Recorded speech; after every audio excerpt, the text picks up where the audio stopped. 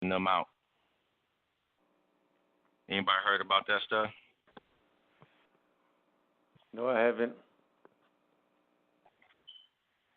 Well, they're on there.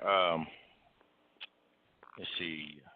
I know, David, I haven't watched any of the later videos that they posted in the past couple of weeks, but they have conferences all the time where they're trying to preach the same thing, love, it's time to love, everybody come together and things of that nature. But I don't know exactly from listening to them what side they would be on. So I wanted to, I was going to ask ATUN-RE if he knew some of these beings that are here for them.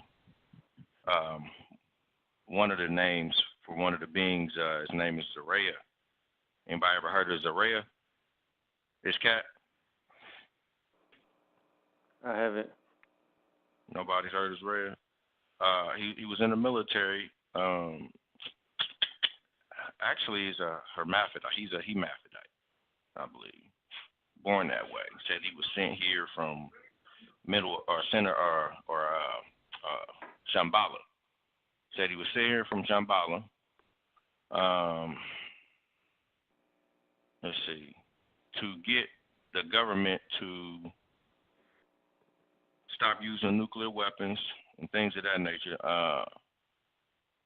Stop lying to the people about extraterrestrials existing, and to also blow the lid off of the secret space programs they got going on, along with the what's it called, the military industrial complex. So they've been kind of just spilling the beans on everything that the government's been doing to people since the 1940s. It's almost like, to me, in my mind, I feel like a lot of the stuff is matching right up with the information that Baba Yanun's putting out as well.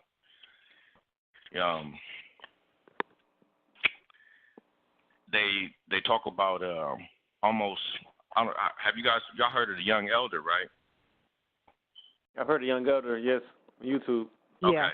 Right. Young elder's the only other brother out there right now that I heard of on YouTube. I don't know anybody else, but he's the only other brother actually matching the information that they're putting out and actually clarifying it, of course, our way. So, he's the only brother out there doing that right now. He ain't put out a video in a while, so I've been waiting on his information as well, so I can line it up with what they talking about and see how wrong they are. You know what I mean?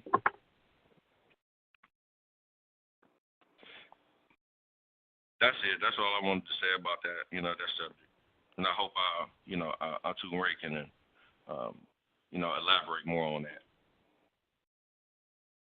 If he's heard of this, the guy that I was telling you about, Billy Woodard is his government name, and he goes by Zaraya or Zora or something like that. His father's name is Zora. There's a whole bunch of information on this cat on the internet. All you gotta do is type him up. He wears a little headband that he makes made out of like copper and gold with like a coin on it. I don't know if these are mind control devices or whatever, but he's selling them on the internet, and it's supposed to be bringing comfort and peace to people that wear them, and it's a lot of white people into this person. About as much as we're into Baba Yanun and ATUN-RE, a lot of white people are following this cat and listening to Corey Good and David Wilcox and stuff. So they're preparing just like we are. Now, hopefully, we can get more brothers and sisters to understand, this stuff is real and it's going on.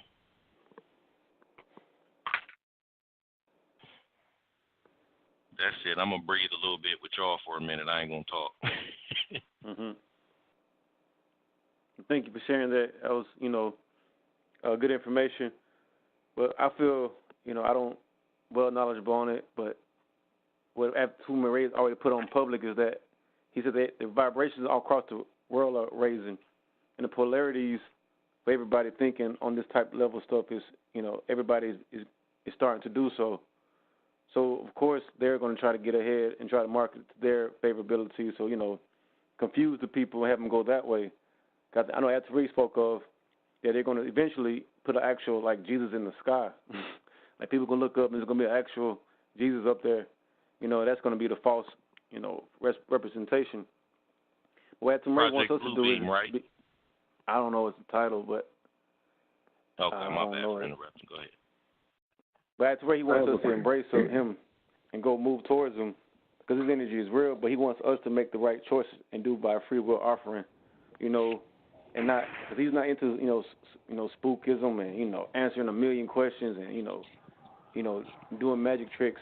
He's more about doing the work, and actually changing lives and doing it by example.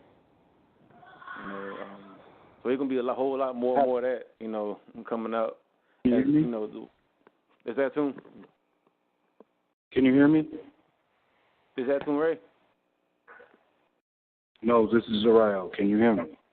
Yes, how you doing, Zariel? We'd love for you to chat on it. Shaddah. Shaddah. I have a question. I want to know the reason for the discussion, the constant, unceasing discussion of other people and other beings instead of the conversation about you. I think humans are scared of themselves to the point, even when you hear a messenger telling you to go inside, you still have questions about outside. So I want to know, like, my question is a general question, I guess, for the forum. You have to ask yourself, like, why is it easier for you to conversate about information on other beings instead of conversating about you with each other? Like, each one of you, how can you, like, what is the science of you? Like, what have you learned about you? You get what I'm saying? Hey, can y'all hear me? Yes, yeah. Hey, this is Consul. Daria, how you doing? How you doing, Logan? Peace and love. Shout it out. Peace and love. All right. Peace and love. Shout it out. Shout it out. So my answer to the question is that we're fragmented. We're fragmented. You know what I mean? And that goes along right along with your question. You know what I mean? Is that once you have who you are, you know what I mean? But you know what I mean? You're fragmented. You know what I mean? And along your journey to where you're learning to become one, you're gonna always be caught up into other things, what other people are doing and other people are saying, per se. Until you start to grow spiritually and understanding is that really the development is really about yourself, because once you start to do it for self, then naturally you start to change the environment that you're around. So it's quite naturally for us to talk about what other things that are going on, because we don't have to, it allows us not to focus on ourselves.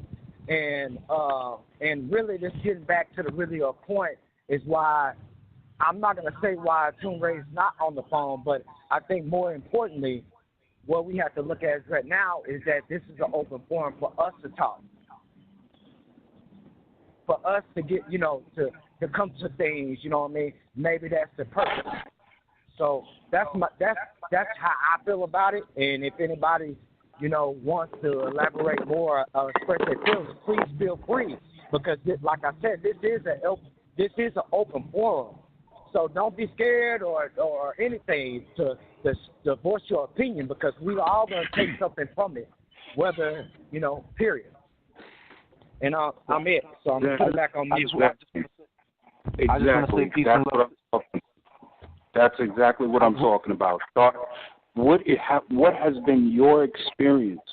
Because everyone's thinking about, it's like if you're walking down a hallway, and you're walking down a hallway of knowledge and information, But the sign over the archway says, know thyself. And as you enter, you're focused on all the information around you on the walls of the hallway, and it's like everything is playing, all the information of the universe.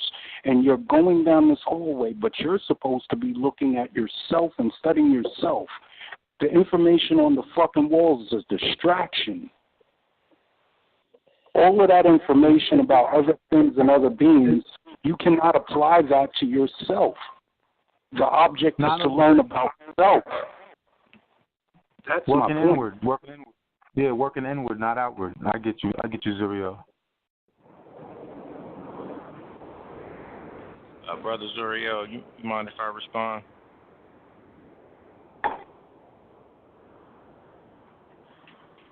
You there? What's up? I said, do you mind if I respond? Go ahead. What you said? Okay. The things that I was talking about, I wasn't really asking questions about them. I was asking if anybody else has been watching and paying attention, because at the end of the day, we still in a war.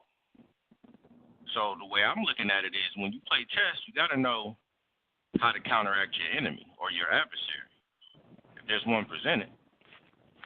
I don't necessarily look at it as me trying to look outward, because I'm definitely looking inward. I'm just trying to make sure we stay, abreast of things that's going on. That's all. I just want to be informed. And that's all I was just trying to ask, if anybody had heard about it. No, I don't really think anybody's putting it at the top of the list. I'm not putting it at the top of the list. It was just something that he said, anybody got anything to talk about, and I brought it up. Well, I'm sorry. I agree with you. I'm not, that wasn't personal. When I speak, I'm speaking in general terms. You understand? So it's not personal as far as the subject matter that you brought up. You brought up a valid point of something you were thinking about. That's overstood. And that's good. As far as, like, myself, the only thing that actually matters is just all of the messengers, everyone that's come talked about know thyself and your relationship with the Father. Everyone's always thinking about everything else other than that, or going towards everything else other than that. It seems that humans are fearful of themselves. It's the monster in the closet. That monster in that fucking closet is you. When you turn the lights off, when you was a little child, little boy, little girl, and you heard the bump in the night, and you felt the presence standing there in the dark, that was you. Humans are scared of themselves. Everyone's always wondering about something else, someone else. Who is that? Never knowing who they are. To the point where they go and ask, here's another question I have. How can you ask someone else who you are? Because isn't that what got us into the mess that we're in? Asking someone else who we are? Waiting for someone else to tell you who you are, instead of making that goddamn decision yourself. It's like you get out of college with a general degree, right? What is that? An associate's, right? And so you have what you need in this society, in this matrix, to go into the job market. An associate's, right? Just say starting off. You could learn anything. You could be an engineer. You can be an engineer's apprentice. You can go further your education, so on and so forth, and become that thing. You always start with a base, and you build on that. You build on that base.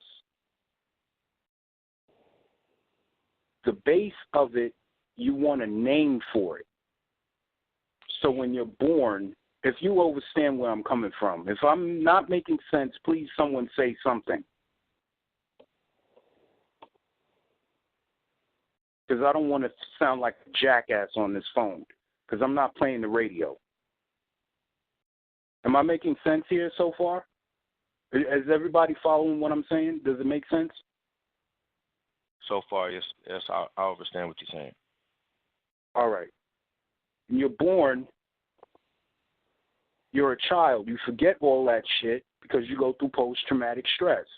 It's been told by ATUN-RE. You're born, you go through a traumatic stress situation. Bright lights, monsters, giants, they're giants. Loud noise, oxygen, all that shit hitting your bloodstream, burning and all that, smacking you upside your head or your ass, and you scream, you're crying out in pain. It's a traumatic experience. You don't remember what the fuck happened before you got out the womb.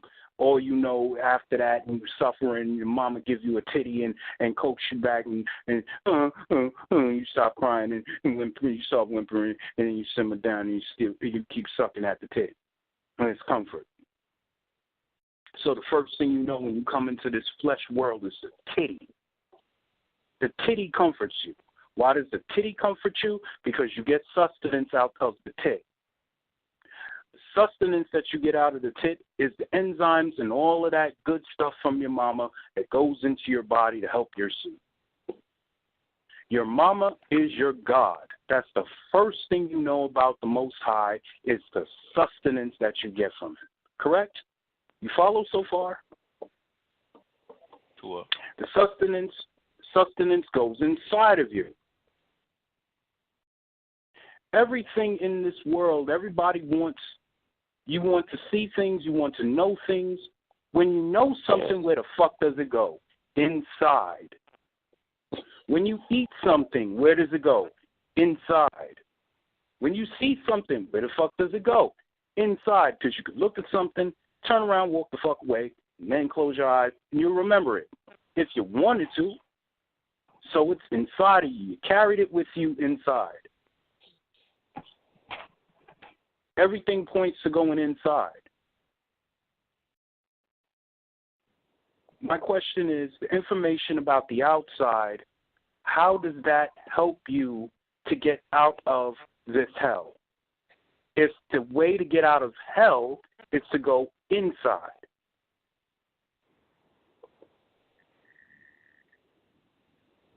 There's a lot of, I listen to a lot of shows on YouTube. Either they're debating about information, facts. I don't even know how the fuck you could debate about a fact. And they're saying the same goddamn thing in two, like niggas will stand there and they'll debate about the same subject. They'll be in agreement, but just perceive it in slightly different ways because they're looking from it at different angles. And they're so smart, they're stupid. And you got people listening to that shit. Then you got people on the damn YouTube cussing like a motherfucker, talking about fuck men and all this shit and women and all this other crap. Then you got men on YouTube talking about women are from hell and they're succubi and all this other shit. You got people going crazy and everybody thinks they know something about occult knowledge. It's a lot of talk. And meanwhile, nobody's doing a goddamn thing. We're talking. The same shit that happened before with the Romans and the Greeks, just running their fucking mouths. I think a lot of motherfuckers are actually identifying with Roman and Greek society and culture more than their own goddamn culture. And I'm just talking about Nubians in general.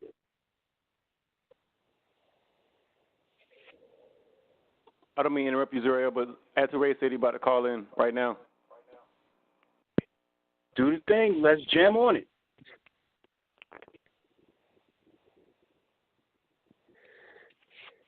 But you can continue, while we wait for him to dial in. Yeah, please, Zuriel. Keep talking until he comes back on. I'm listening. Hey, yo, I'm not complaining. All I'm saying is, all I'm saying is the way to get out is to get in. If you're looking to get out of hell, get into yourself. The doorway is inside of you, not outside of you.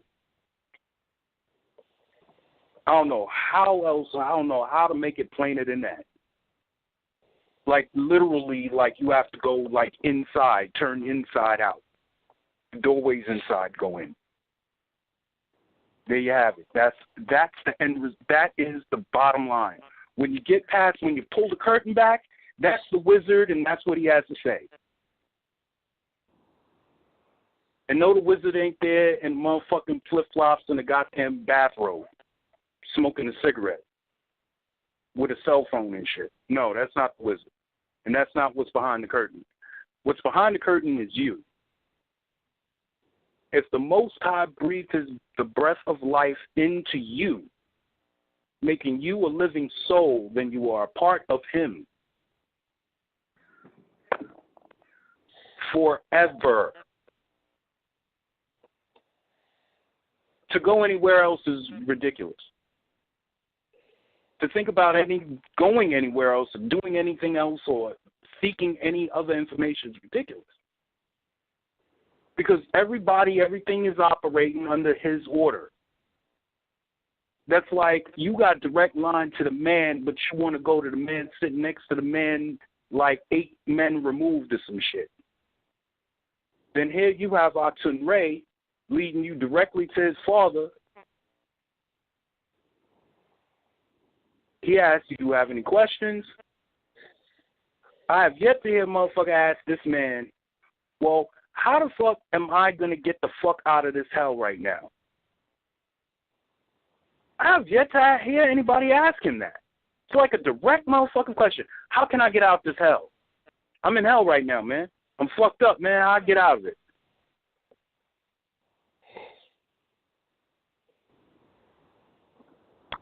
Nobody asking that shit. Anybody got any questions, my brother? I'm gonna ask that tonight because that's something I wanted to know. I'm sorry for cutting you off, but I gotta ask that. This is my first time being on the call. I've never been able to family. Shaddah Da. Who's all on the line? My name is ATUN-RE. I'm here finally. I'd like to say better late than never. Mm-hmm. Is that Shaddah Da? You know that's right. You know that's right. You know that's right. Let's get it. That's right. Okay, family. Let's get it popping. We're rocking and rolling now. Everybody introduce themselves and say who you are, where you're calling from, please. I'd like that very much. My name is Terrence, and Consul. Where you calling from, Terrence? Dallas, Texas. There you go. The Bighorn State. Go ahead. Come on. Next person. My name is Anthony. And I'm calling from New York. And I got the brother Kedar on the line with me, too. Shakran Zazilin. That's right, fam. All right, come on, next person. My name is Anthony, and I'm from Columbus, Ohio. I'm sorry, sister. Go ahead. You're fine. I'm on that. I'm calling from Virginia, also known as Amanda. That's right. There we go. Bam is in the house. Come on, let's rock and roll. I'm Roger from Mississippi. What's your name, bro? Roger from Mississippi. Rodney from Mississippi. You a new voice. I've never heard your voice before. Welcome home, baby. Welcome home. Come on, let's rock and roll. Who else is on the line? James Lyons from Fort Worth, Texas. Who was that? The Death Cell Ray representing Strong Island. Sister, can you take yourself off a speakerphone? It's very hard to hear you.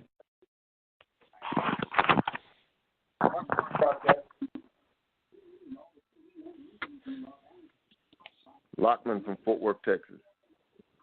That's what I'm talking about. There was another sister that was just talking a second ago. Please, sir, if you will. You were on speakerphone. It was very hard to distinguish what you were saying. How many people was that so far, Zarel? Did you keep count? Last I heard, the brother texted me and said there was 19 people on the line. Now, let me just say this. That number 19 is a very special number. Do you know why? Because it represents ATUN-RE, my father himself, and it represents the first and the last in the cycle. Mute your phones out so I'm not heard in an echo. Thank you, family. Again, the number 19 starts the cycle. The number 19 represents the beginning of the cycle and the end of the cycle. I want each of you to know that each time you see the letter O, or what they call the number 0, let him and her know that the letter O is not a letter at all. And neither is the number 0. They say 0 is the first number. Wrong. 0 is the absence of numbers, both pregnant and empty, because it is not a number at all. It is a symbol called the cipher. The first number, without question, is 1. So lift up the self by the self and know that the self is the self's only friend and only foe. Meaning, each of you sit at the center of your very own universes. Everything is revolving around you. If indeed it succeeds, if indeed it fails, all depends upon you in your endeavor. As individuals, we all are individual elos. And as individuals, we can do but so much. So as individuals, we fail because I'm in the love of the all and all is love is in me. I'm a part of the all and all is a part of me. I'm one with all and all is one with me. I can succeed as part of the all and fail as an individual. You hear that part? Because when you stand in a state of division from the start, don't expect for there to be any win in your sales. The truth of the matter is you can only fail as if you are divided from the start. Never divide, never subtract, only add and multiply, because that's what gives us strength.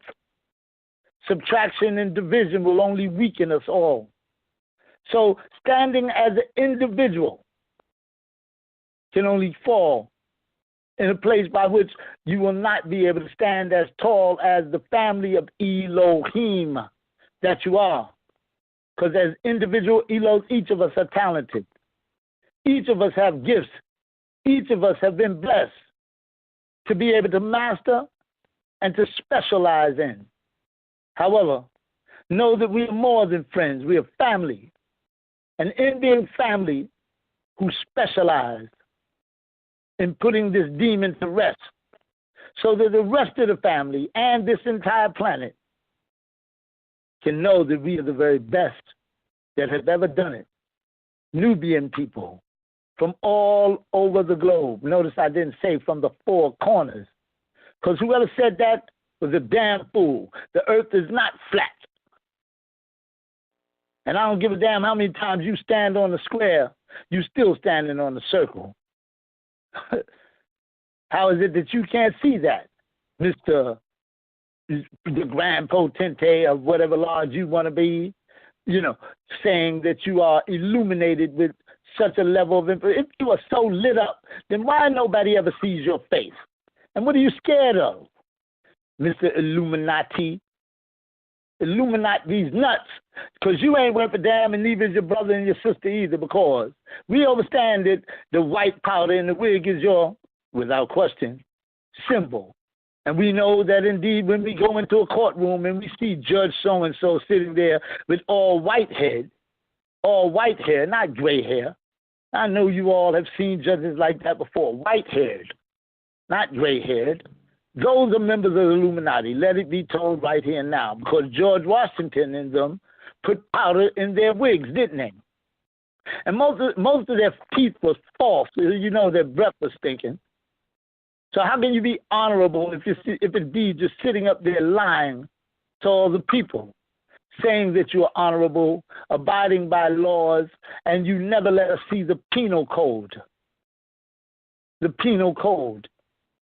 Well, the penal code is in reference to the pineal gland. And the pineal gland is what enables you to transmit a signal and say, "Oh, Heavenly Father, beep, beep, beep, beep, beep, beep, beep. Oh, Heavenly Mothers, beep, beep, beep, beep, beep, beep, beep. Without question, I cannot do this alone. Beep, beep, beep, beep, beep, beep, beep. and know that with each transmission is picked up by someone somewhere. I don't care. Why? Because prayer works. And any of you who haven't tried that form of communication, because that's what prayer is, you need to take the time to smell the roses. Without question, there's an equivalent. If you look at the intricacy of the rose, how well it is put together, you know that the hand who designed it was a master's hand. That only a master could design something so intricately beautiful. Now, before we go any further, I'd like to say I'm going to open up myself to be questioned. Please do it in an orderly manner. And without question, always know that the order is divine. We all are members of the ancient mystic order of Melchizedek, because I am forever in the image and after likeness of my Father, who is ATUN-RE or Melchizedek himself, in each of you. And so also I had the blessed opportunity to become a Melchizedek myself. Each of you are becoming our, have already became. And know that wisdom is only when the heart and mind aligns itself and becomes one. And wisdom comes from the word magi, meaning wise man or woman, which produced the word magic. Without question, it is a magical moment that we all have opportunity to come together. Wouldn't you agree? To be Tob or Ra. Tob or Ra. Agreeable or what? Disagreeable. Because the question is to be or not to be a slave to whatever it is that you serve, because you can't serve two masters. To do so is to cheat to serve the one is to cheat the other. And be you sister or brother, you all are all mine. And you're going to mind somebody along the way. So don't cut off your nose because you're mad at your face, because God knows you're going to need that nose one day. Now, open up your lines, and whoever has questions, come on, let's rock and roll. I'm going to answer whatever question you want right now. ATUN-RE, I got a question. My name's What's Anthony the question? from Columbus. I wanted to ask exactly what we was talking about. How do we, as a people, get out of here? To get out of here means that you must first overstand there. And the there that you will overstand can then only bring you understanding of what is here, because here is only legitimized by what is there. First, you have to understand the opposite of what it is you are looking for in order to find what it is you are looking for, because everything is legitimized by its true and exact opposite. So when you say, how do we get out of here? It all depends upon the here that you are referring to. Are you saying on the planet? Are you saying within your body vessel? Are you saying from this planet to yet another? You have to be more descriptive, my brother, in what it is that you're asking. I see. How do we get out of the situation we're in the world? All over. Okay. By which the 144,000 then rise and do battle with the beast, and listen, and the book of Revelation is fulfilled. You have to first realize that the book of Revelation will not fulfill itself. You have to get up and fulfill it. And in order to do that, what you're going to have to realize that anything that's set separate from each other will never be successful. Anything that talks about separatism and disunity is the devil. So either we learn to come together and maintain what is called a common unity by establishing yet another, not Ansarullah community, but the community of the helpers of Anu. A new community can be set up, put in place, and then we can start this thing off one step at a time, all over again, so that we can reestablish what we already know. What do I mean by that? Well, Baba did all the work. All the hard work has already been done. You don't have to reinvent the wheel. All you have to do is use the one that has already been tried, tested, and proven to work. So we get back to basics. We establish a community. not just one, but several, all over the place. And then call those people who stand in support of the Lamb, call them together, gather them, and then relink them. And once linking them, then we will move as a body, working from the center out. Are you understanding me? Tua. There's no question, my brother.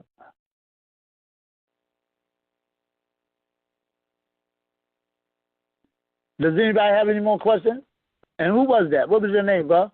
Anthony from Ohio. My name's Anthony Nesbitt from out of Columbus, Ohio. Columbus, Ohio. I want to say something to you. My father was told to study the ants because ants are well organized and they get things, done. So I have a brother who stands next to me whose name is Ant also. And let me tell you, he's a working son of a gun. You, my brother, are a working son of a gun also.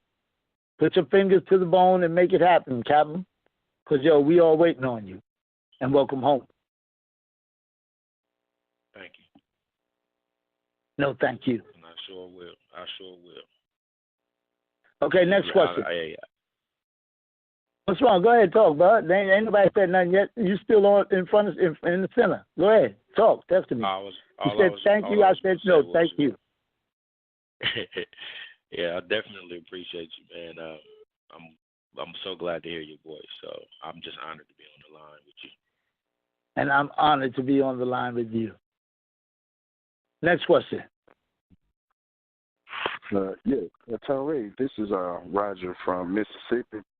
I want to ask you about Planet Risk. Did it make it, or was it? The Planet Risk burnt up on May 5th of 2002. There is no more Planet Risk. Let me explain what's taking place. First off, you know that in Ilion, that is a tri-sun galaxy, correct? You have three suns there, one named Utu, the other named Apsu, and the other named Shemek. And we know, like Baba has taught you, that Ilion is the 19th galaxy, which sits one galaxy away from here, correct? This being the 18th galaxy called the Milky Way, the place where those people who have skin tone of milk have had their way with us for a long time now.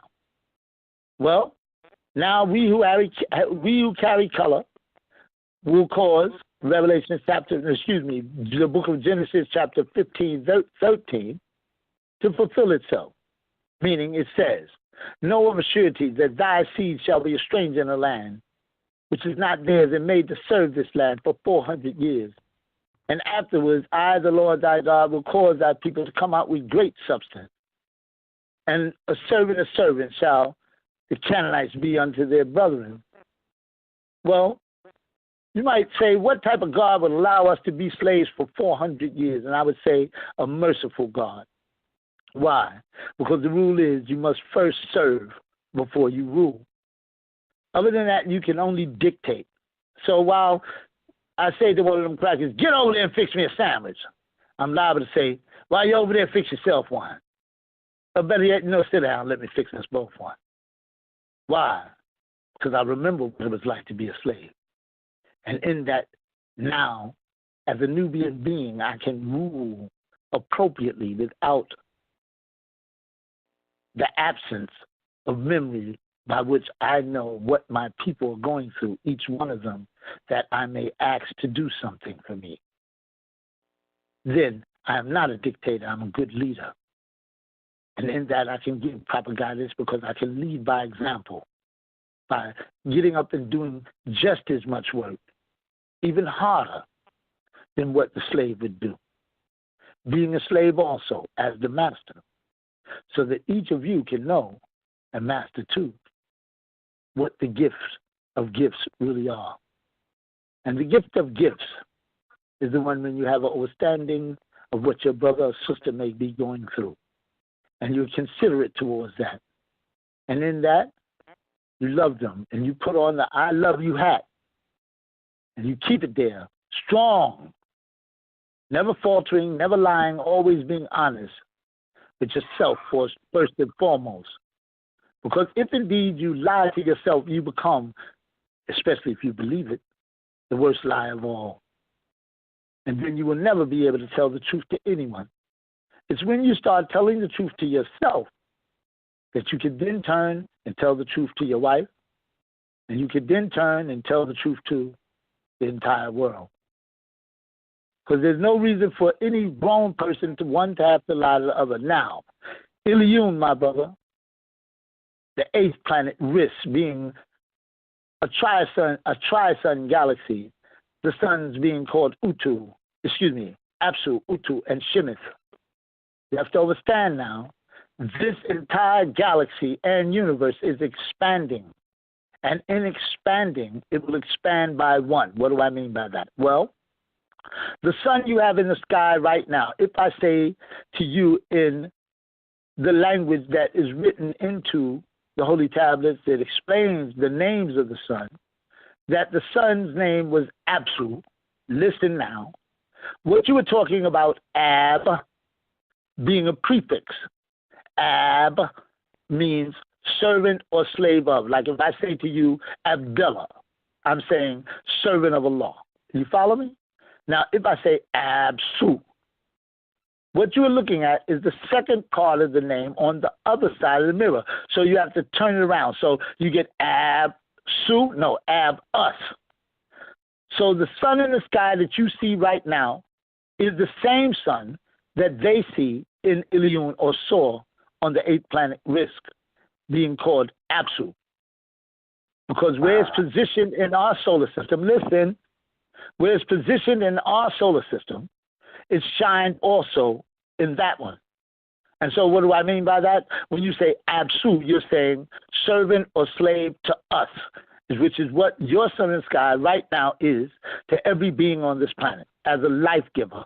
It is a servant or slave to us. That's what the name, that sun's name means, Apsu. Because the Su, S-U, you turn around, you get us. You follow me? You're looking at it from the other side of the mirror. You have to know when you are transferring from one side of the mirror to the other. Okay, are you with me so far, bro? Yes. Okay, now let me finish. Okay, so again, then you had another son whose name was Utu, spelled U-T-U, correct? Mm-hmm. Okay, now if you take a U and you put a dash right there and you put TU, you get U2. So that son was also a servant or slave to us, being a smaller son, but not as big as Shemeth. You follow me? Because what you have, listen, is that each sun is balancing certain things or certain, how should I say, members of the galaxy. What do I mean by that? Well, we know that this sun's light is touching this planet at its equator, correct? Right.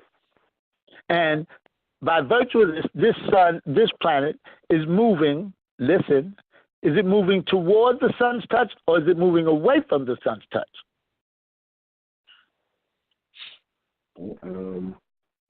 Away. That's right. And is that natural? Yes. No. Because everything in nature moves towards the sun's touch. If you take a plant and put it in a window, you'll see that the plant moves towards the sun's touch, correct? Right. So Mother Nature is your mother. Mother Earth is not your what? Mother.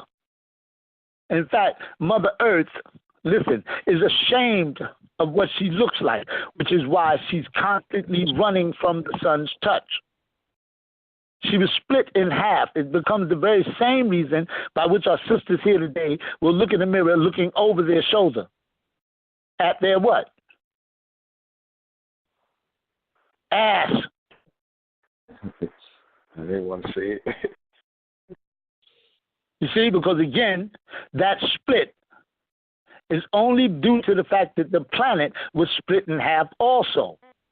And the planet, listen, is alive and thinks it's ugly, which is why it's running away from the sun's touch.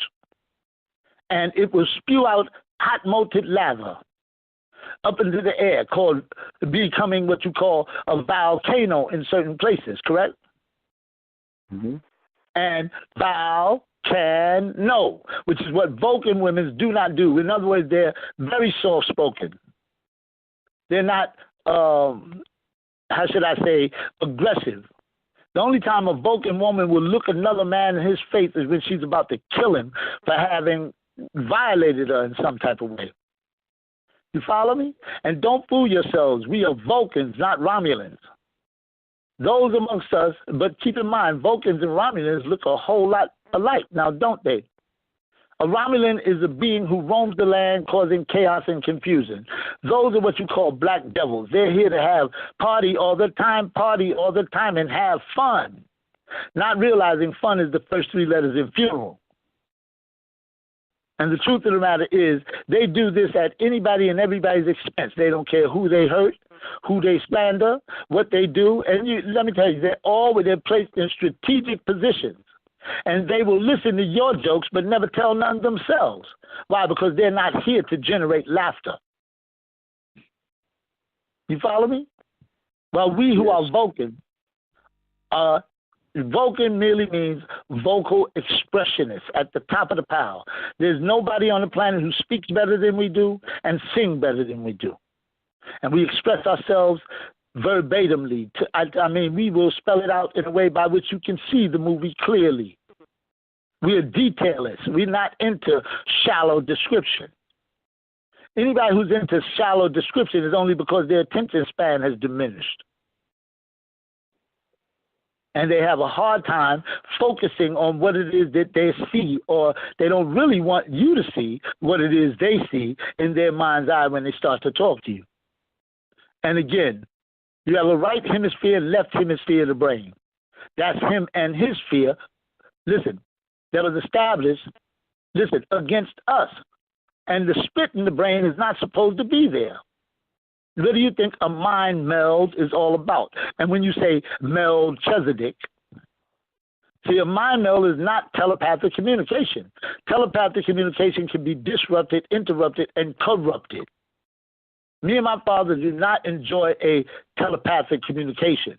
We enjoy a mind meld. That's why my father and I are one. I see him as clearly as you all have the ability to be able to see me. If you're standing there, him and I can hear him think. He can hear me think. There's nothing I can hide from him, and there's definitely nothing that he hides from me. But if he tells me to do something, you better bet at the minute he said to do something, if he says jump, I say how high, when to come down without his hesitation, enthusiastically, because enthusiasm is the opposite of procrastination. And how and why has it become like that? Because there was days when my father would tell me to do things that I didn't understand at all. I'm like, why do you want me to do that? That don't make no sense to me at all. He'd be like, you going to do it or you ain't. And because I love him, I would do it. And then 6 months later, a year later, I'm like, oh, shit. That's why he had me do it, to the point where he did it again and again and again, to the point where I had never seen him be wrong. I've never seen Baba wrong in any respect. And on that note, if you're dealing with a being who you know hits the bullseye every time, you stop second-guessing that being. And then out of respect, you move instantly. If respect belongs to you.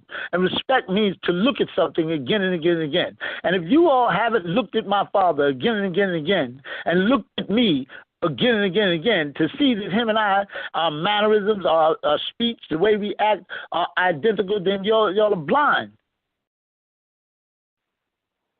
Everyone knows. Now, don't get me wrong. We're the same, yet differently the same. You follow? Yes. And that's because my father's era, and he did his job well, tell the truth and shame the devil. From 1970 all the way to the year 2000, the book, let me tell you something, that God did not skip a beat. That God got it what? Done. His part, his portion. Now it's up to me, and I got 12 years what? Left. And either you Negroes stop being Negroes and start becoming real niggas like me, or listen, because there ain't nobody else after this. Ain't no more Malcolm X's. Ain't no more Martin Luther Kings. Ain't no more Noble Drew Ali's. Ain't no more Marcus Garveys. And let me tell you, ain't no more none of that. I'm your last chance. And if you can't see it, then get over there with all the ones who still are blind, and walk into walls right on into a situation by which you all will not be able to get out, called the will, which is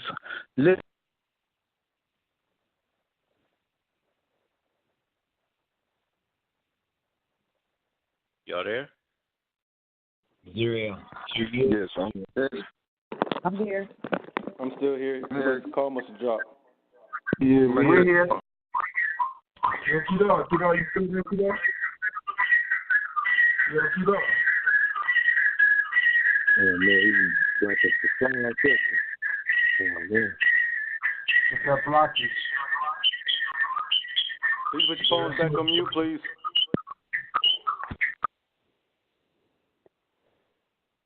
Yo, Kidar.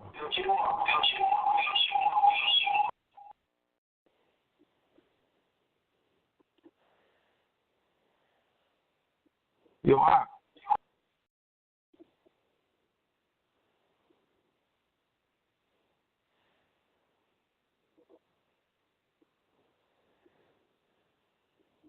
Kidar, you there?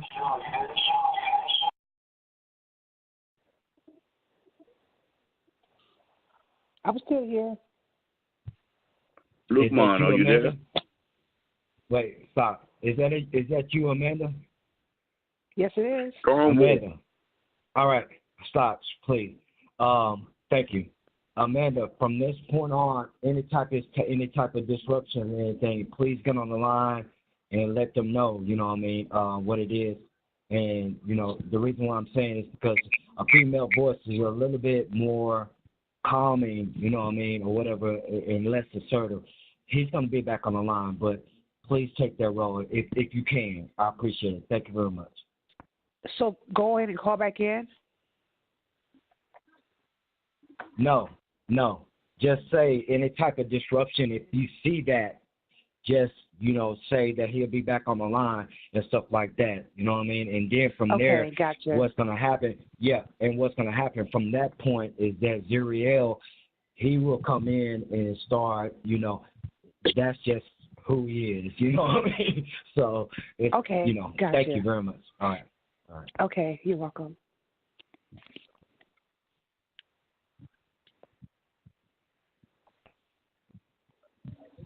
Zuriel, are you here? Zuriel? Yeah, I'm here, Bree. Yeah, I'm here. All right. Will you please take up, you know what I mean, and elaborate, thank you very much, Zuriel.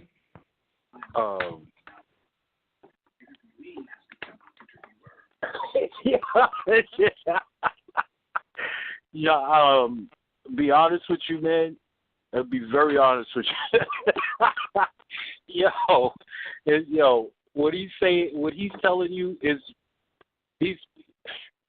ATUN-RE is explaining shit to y'all on a level, and it's no disrespect.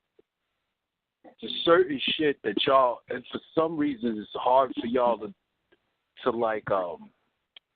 ingest certain things. So it's like I'm peeping out how he's answering questions. You know what I'm saying? He's like giving you. It's kind of like it's just real like soft. Like he's giving you soft information, so you can digest. You can absorb it, ingest it, not shit it out. You know what I mean? Like baby food. And it's no disrespect. It's not no disrespect.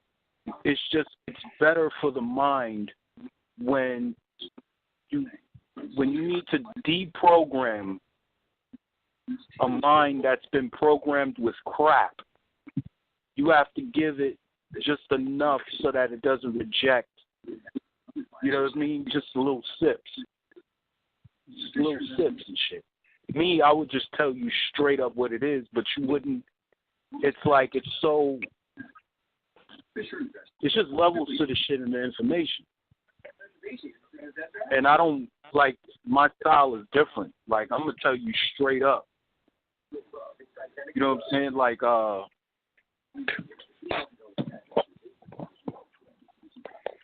See, there's certain shit I can't tell you. Like, real talk, like, I could just tell you and it would just open up shit that would probably scare the shit out of you. You'd be fucked up after. Because when I found out, I was fucked up. You feel me? So, like, to elaborate, it'd be a different, fucked up in the way of, not in a bad way, but opening your eyes, like, to the point where you can't see it the way you used to see it. Because once you know something, you can't unknow it. That's true. And it's so powerful by just saying what it is. It would open up that, it would unlock that in you if you hear it. It's code. Words, all right, the English language, first of all, is not ours, number one. Number two, we've been raised speaking English. So our intelligence level operates on our understanding of English. And we have been taught through Dr. York that words, the English language is based off of Latin, Old Latin, and letters like the alphabet are actually symbols. And these symbols create words on paper. And when they're spoken, you're still using the utterance of a symbol. So it carries power. So when the observer or the person hearing you speaking, the receiver of the words you are speaking, uploads it into they absorb it into their head by touch, because hearing is just touch. The sound pattern and vibration. It registers as impulses to the brain. Impulses to the brain are the same as code uploading into the mainframe. So therefore, words are codes uploaded into your mainframe. And you've been bombarded with different codes ever since you were a baby, a child, where you could start to understand and decipher the codes being spoken to you. And these are programs. And so in order to unlock what is actually going on, you have to upload some certain programs and codes into your mainframe. And you can do this yourself by asking questions, or you can ask yourself questions. You do this also by praying for help. You do this also by listening to that little voice you hear, which is not a little voice, it's a loud effing voice, but people have tuned it down. They turned the volume down.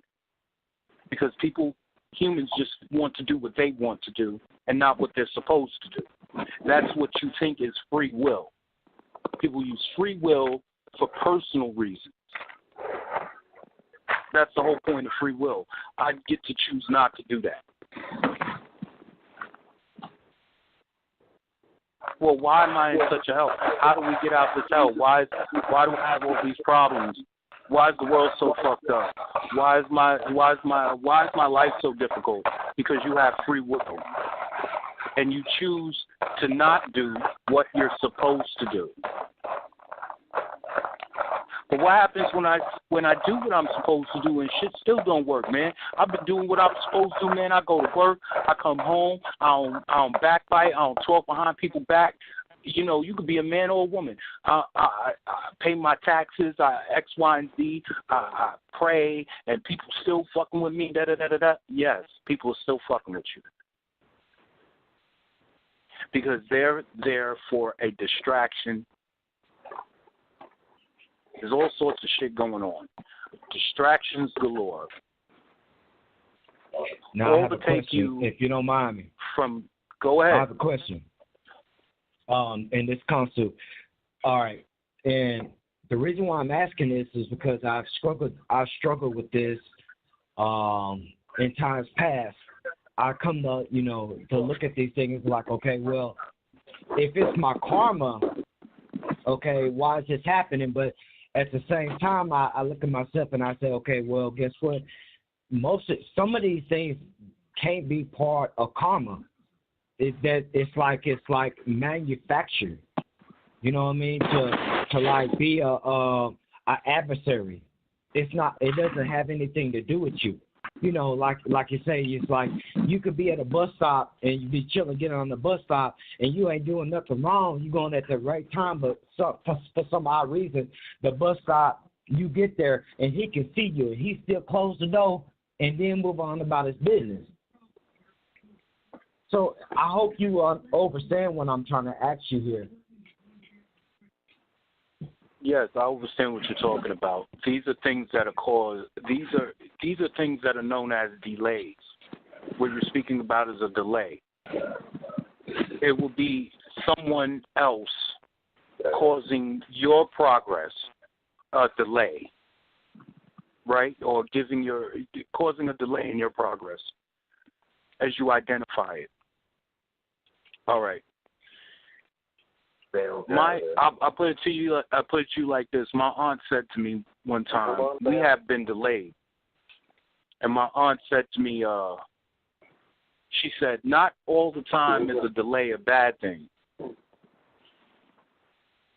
You know what I mean?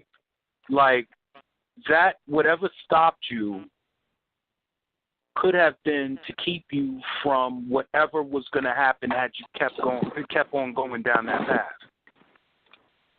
So something bad might have been falling you. So like you have a boat, you're a fisherman and you have a boat, and this boat is the only thing that you have to sustain your family and keep them alive because you're a fisherman and that's what you do.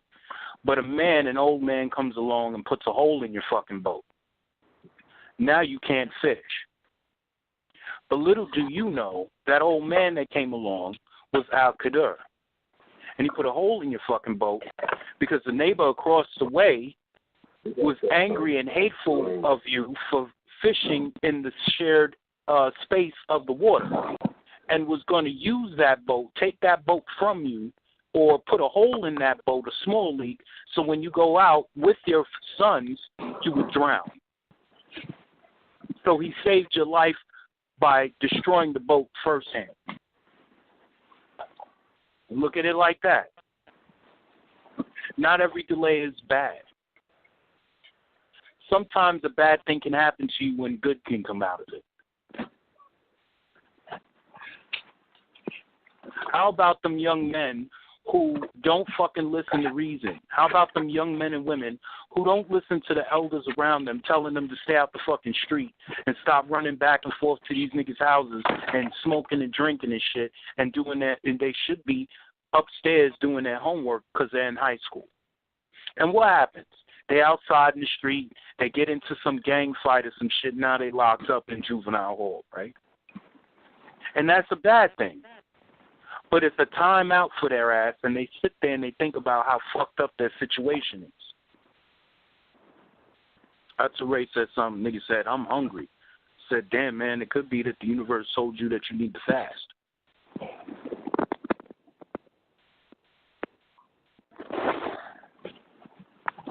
Right. It's like people with no money. A lot of times you don't have money because when you get money, you give it away. That's another thing. Everyone's crying broke. I'm broke. I ain't got no money. You ain't got no money because every time you get it, you give it away. For unnecessary shit. Shit you don't need.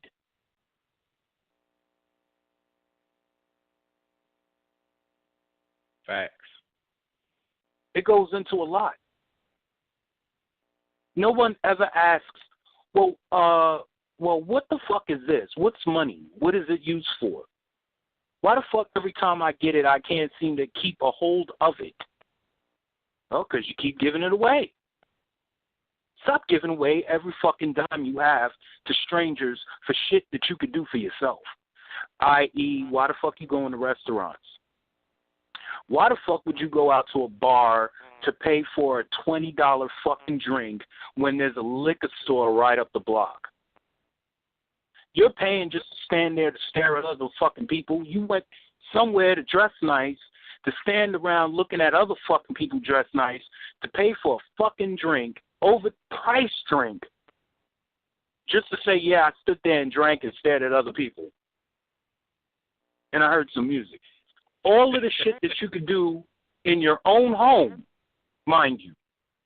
And 9 times out of 10, when you fucking go out, there's always some sort of drama, some negative fucking drama. There's some fight, if you're a female, some excuse my friend, some bitch is staring at you, or who the fuck she thinks she is, and some bitch bumped into you. I've heard all the stories. I have a baby mom. She goes out with her girlfriends, tells me all the fucking stories. And it seems so ridiculous. Oh, come out with me. No, what the fuck am I go to a bar for what?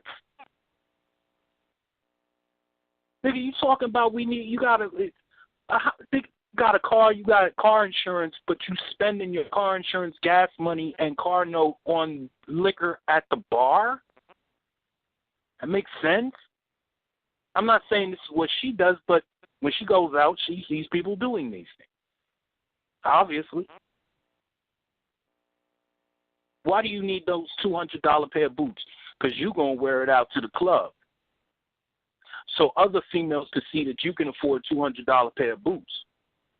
The only reason why I'm mentioning this is because as a man who has girlfriends or who has had girlfriends and who spends money on his girlfriends sees how fucking ridiculous it is. Pardon my French. Meanwhile, I will not spend $400 fucking on a pair of Louis Vuitton sneakers just to look fly for some nigga? Another brother? Well, what am I, attracting you? What am I wearing diamonds and jewelry for? So you as my brother could think that I'm the man? What, I want to attract you? I can't be wearing fucking jewelry to attract women because as the song goes, diamonds are a girl's best friend, not diamonds are a man's best friend. How the fuck we switch around these roles and then we trying to get information? We ain't even got our shit straight.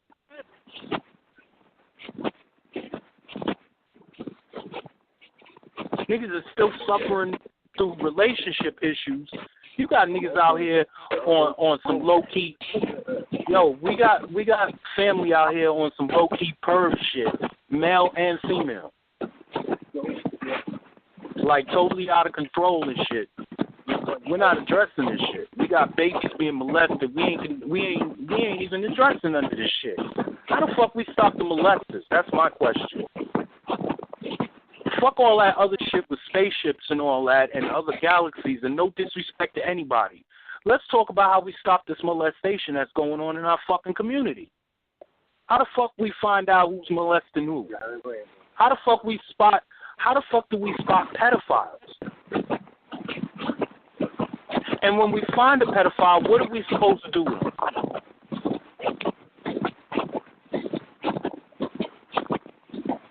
Is there anyone in the community that we can call that polices our fucking community when we think something's going on, or do we have to fucking run to the white man?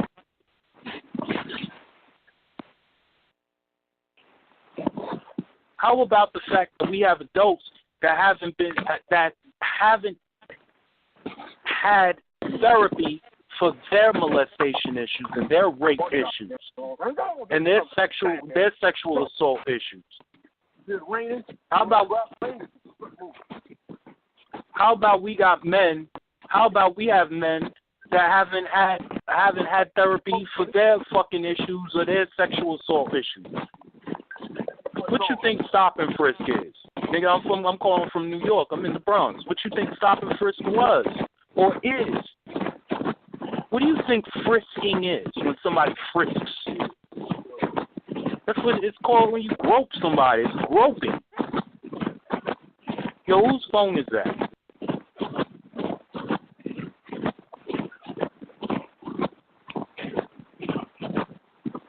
Yo, whose phone is that, yo? It sounds like it's probably in their pocket.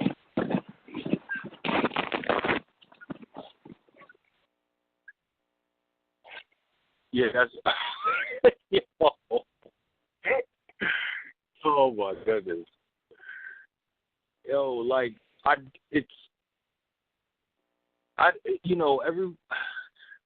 that's why it's to the point now, and be very honest with you, where that whole quote-unquote Hotep community bullshit is looking real corny. All that information, woke, community, I'm knowledgeable, knowledge is looking real corny. Because it's a whole bunch of intellectual people with knowledge of shit that is not applicable to current now life.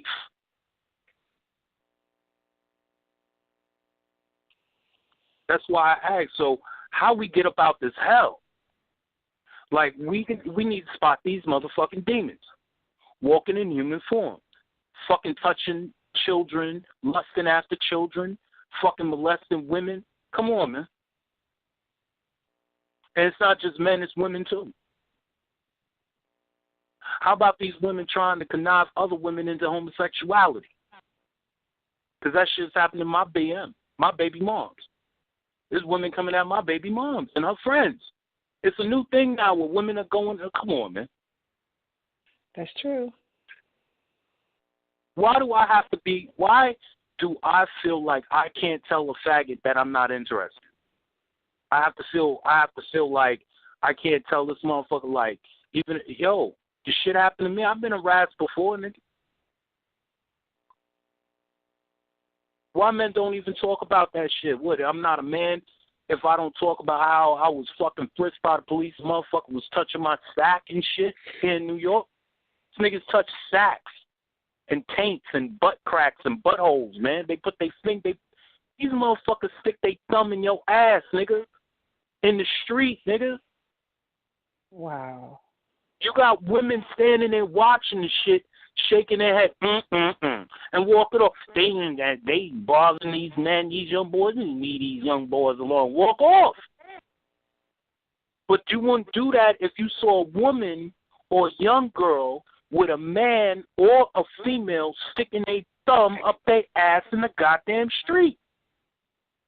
And when she, why get your thumb out my ass? Oh, shit. That's wrong. You have a crowd. Men, nobody give a fuck. I'm just noticing that nobody give a fuck about black men. And this is not separating black men and women. This is just, I'm noticing more and more, like every time there is some sort of information coming out of a black man, it's like tear him down because he's a perv. It's the sex thing. So when you take the sex out of it, what now?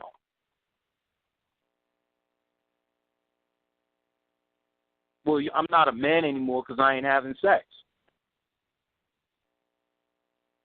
So we can't have it both ways, right? So I have a wife, I have children, or I have a baby moms, I have children, or I have a girlfriend, I have no children, or I have several girlfriends and I have babies with them, they're my children's mothers or whatever.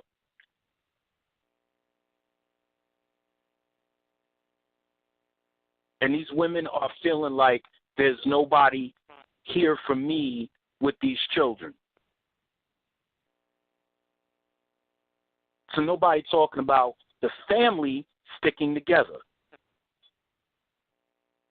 The family needs to stick together. The family doesn't need to break up. You go your way, I go my way, and all this other shit. Because these children are watching us, and we're not watching the children. We're so into everything else other than ourselves and our children. Like, when the fuck did we get so caught up in the retail? Please, somebody answer me that question. When the fuck did we get so caught up in the retail?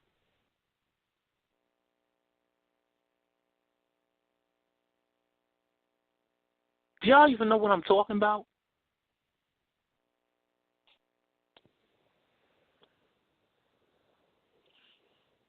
Yo, I do, man. I know what you're talking about. I guess, we got caught up in the retail when they started showing they programmed us as children. Do you remember when it started? I remember when it started with me. The programming. All right.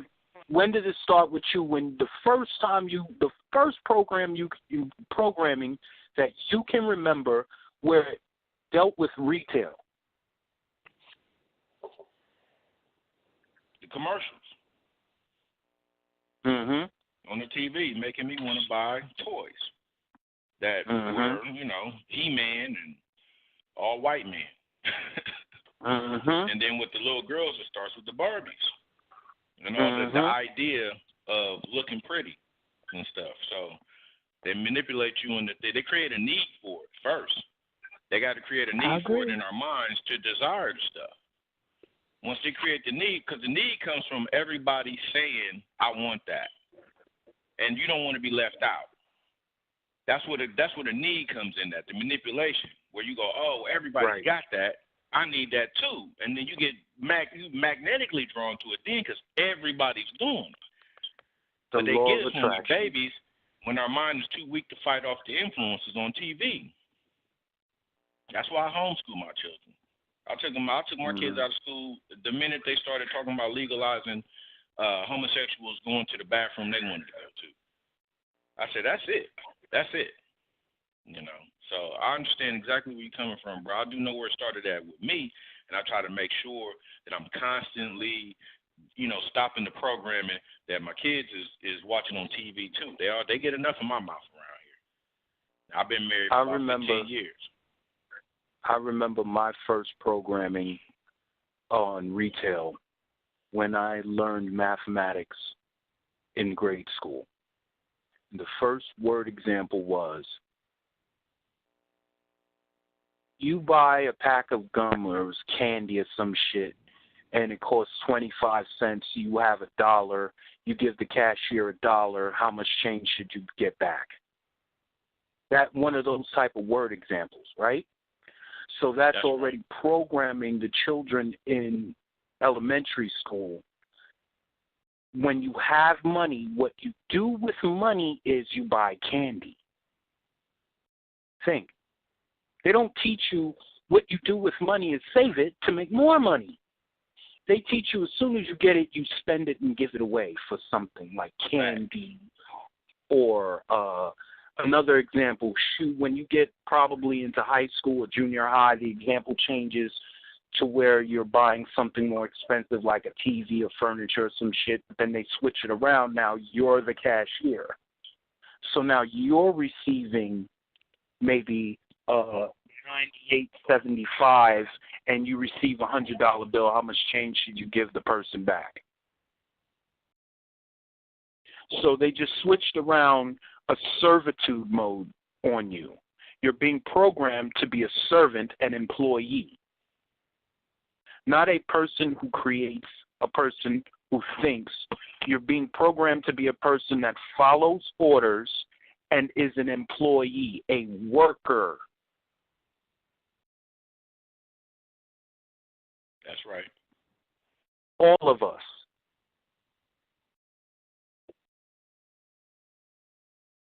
So the retail comes in because you have to support that which you work in.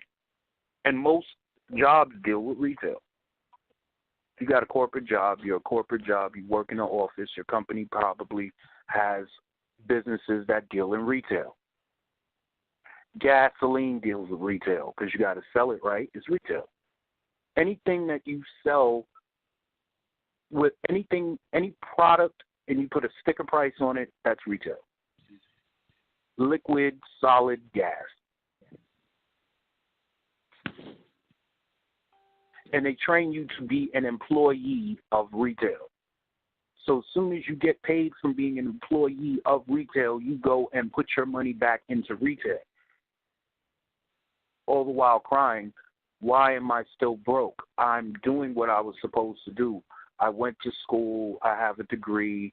I went and I have this degree, and I'm supposed to get hired at this rate, and they only want to pay me this rate.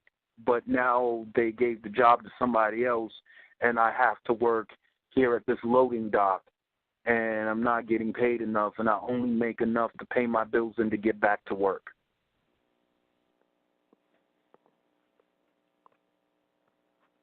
How am I supposed to make it? And I still have to feed these 2 children. See, this is the woman's part here. And I still have to feed these 3 children. I still have to feed these 6 children. I still have to feed this 1 child.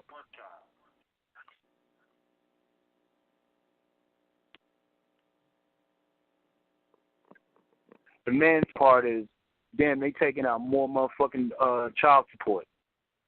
Now I'm working 3 jobs. Just they taking out from 2 checks. Now they taking out from all 3 checks.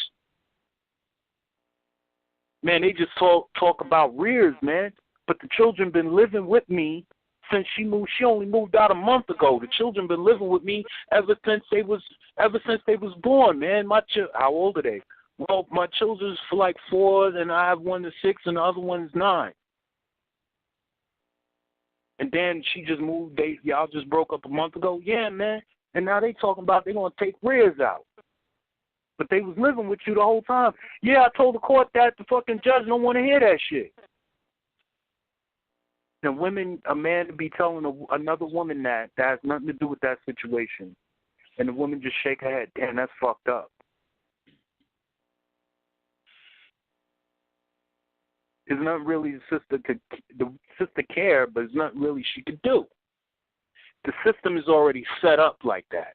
People are just using the system without the care of the other person. Because you're taught to not give a fuck about the student sitting next to you. Because when you take a test and the person asks you, hey, what's the answer to number 8? You're like, answer to number 8 is, hey, no talking over there. Eyes on your paper. They separate you and they grade you, right? So you getting A's, you getting A+, A-, A's, or you a B student, B+, B- student, and you on the honor roll and shit. You separated from the other students who are getting C's and D's and shit. And it's not that they're not intelligent or have a low IQ. It's that their home life is fucked up. Maybe they're getting fucked by their uncle. Being real gutter and niggerish right now. Pardon me, parlez-vous français. Maybe they're having problems at home. Little children are having problems at home. It's hard for them to concentrate.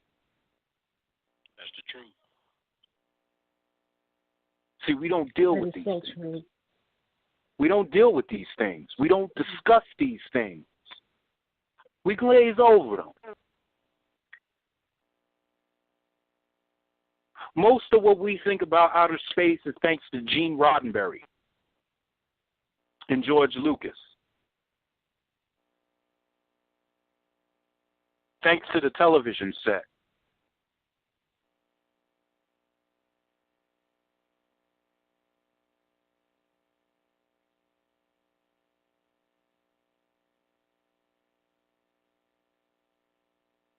People actually think that beings from outside of their reality will have something that they could understand when they looked at it, as such as a flying saucer that is aerodynamic coming from outside of an atmosphere. That's great.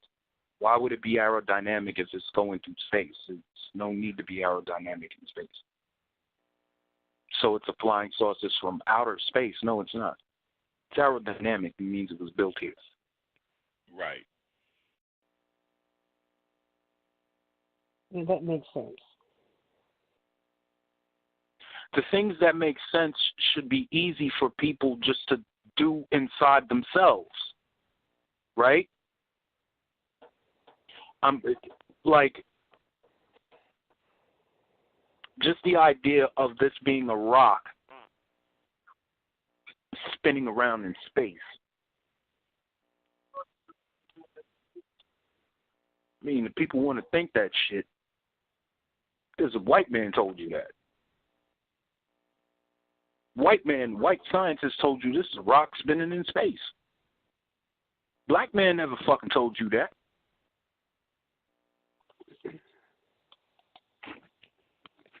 There's no oxygen in space, yet there's flames coming off of the fucking sun. But there's, what is that, fire? Well, don't you need oxygen for fire? Where's oxygen gas? Oxygen is a gas. Where the fuck does oxygen come from? If it's a gas in and of itself.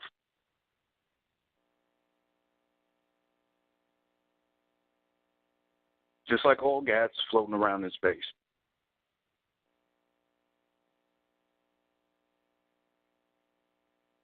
Just simple things. It's very simple. Very freaking simple. I have a question. If we want life, why do we eat dead things? Such as animal flesh. Why we eat dead shit? It's dead. You can only eat it if it's dead.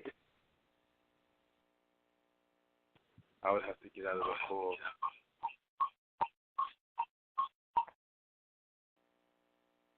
Why do we only eat what's dead? Animals eat it. Carnivores eat live food. Their food is alive while they're eating it. Excuse me, brother. We eat it. Excuse me, brother, but blood resides in the soul. The soul resides in the blood, and you're not allowed to drink that or eat that. That's not what you're supposed to do. Sorry. My question is, well, all right, I'll accept that. Now my question is, well, now you're a part of the food chain. You've always been a part of the food chain. You can only see, that's another thing. We're all born, if we were all siblings from the same mother, like blood siblings from the same mother, and we were all fed only meat, no vegetables, no fruits, nothing, just straight meat, right? And our mother said to us, we're carnivores. And we accepted it, then you would say, yeah, I'm a carnivore, because we need blood and all that shit, right? Right. All right. But being that you have human beings who are existing on this planet in now time, you have breatharians who don't fucking eat anything. They eat oxygen. You have people who fast and only drink water during their fast. You have people who dry fast and don't eat or drink anything. You have vegetarians and you have carnivores. Right? True. These people have decided to eat a certain way, and the way they've decided to eat directly affects their flesh. True. All right. So therefore, my question is,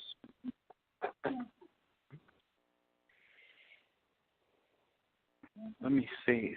I need to word this the correct way. What is the reason for a human being to eat dead animal flesh if the human body does not require it? I got an answer for that. Let's get it. I'll speak on that. Go ahead, brother. Go ahead. Y'all waiting on me, right? Yes. Go ahead. Okay. Yes. Parasites.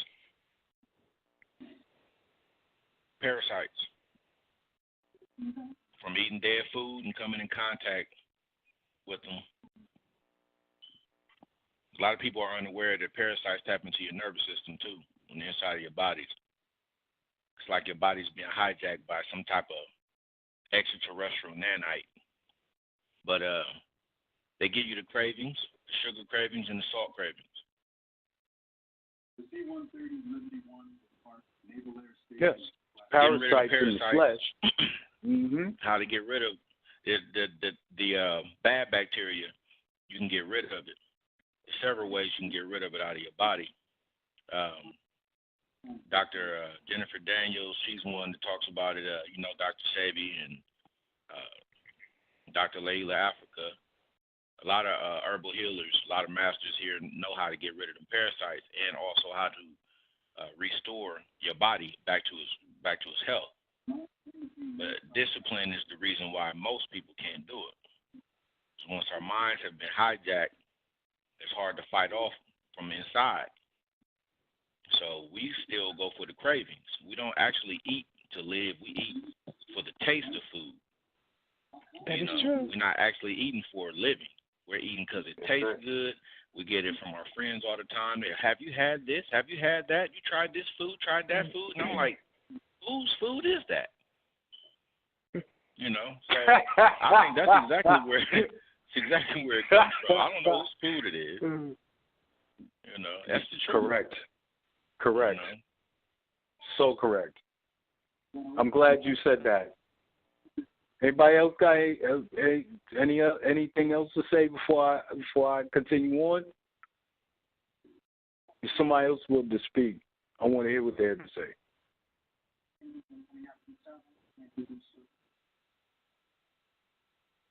I agree. Just keep good? Talking.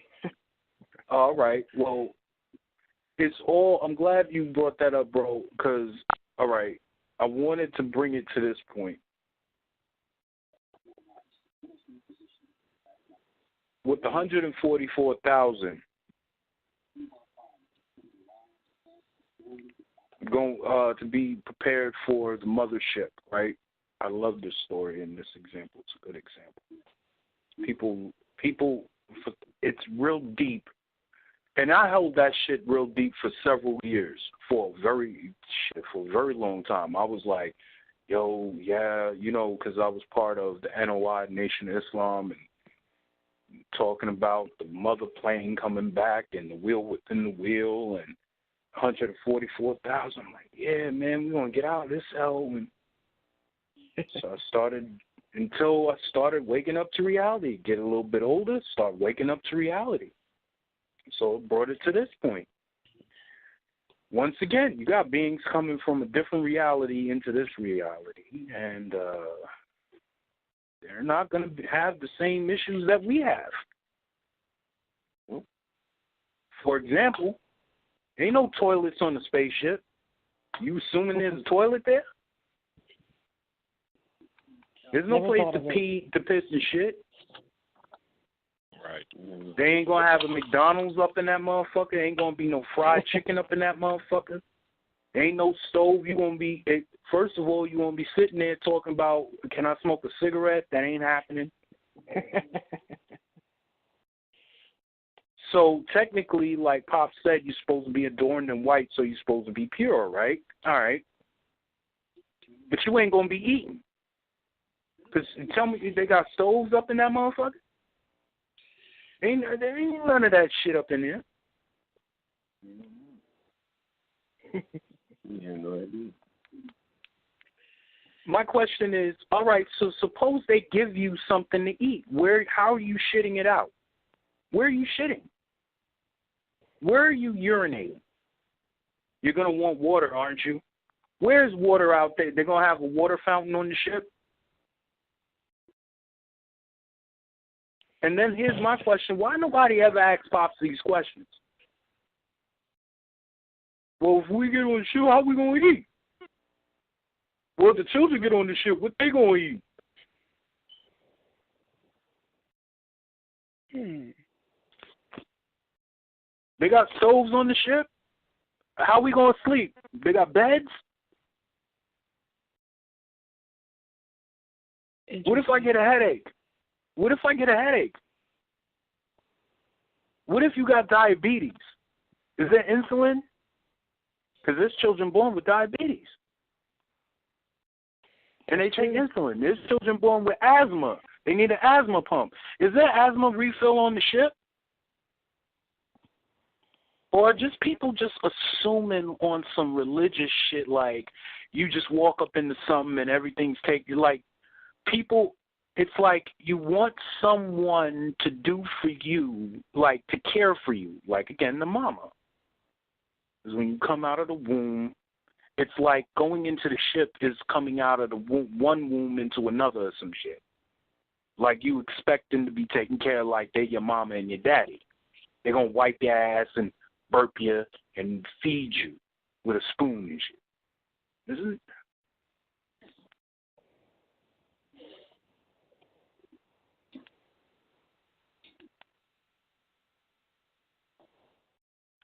I guess this is all coming from like my endless watching of people talking and just listening to people run their mouths on YouTube and social media about shit, but never talking about the real shit. They just do not. They just are not talking about the. How about we have a whole generation of elders about to pass? You know, most of these elders don't have money to bury themselves. How about the fucking families that don't have money to bury their loved ones? Their loved ones sitting up in a goddamn morgue. You got men out here whose mamas are still in the morgue, man. Daughters, sons, husbands, wives, because they don't have money to bury them. Niggas gonna ask me about risking. And that's no disrespect to niggas that got questions, but since when is knowing about motherfucking Apsu, Utu, and Shemesh more important than this motherfucker burying his mama? That's true. Oh, because it's not you burying your mama, it's him burying his mama. That ain't none of your business, but Shemesh, Utu, and Apsu's your business.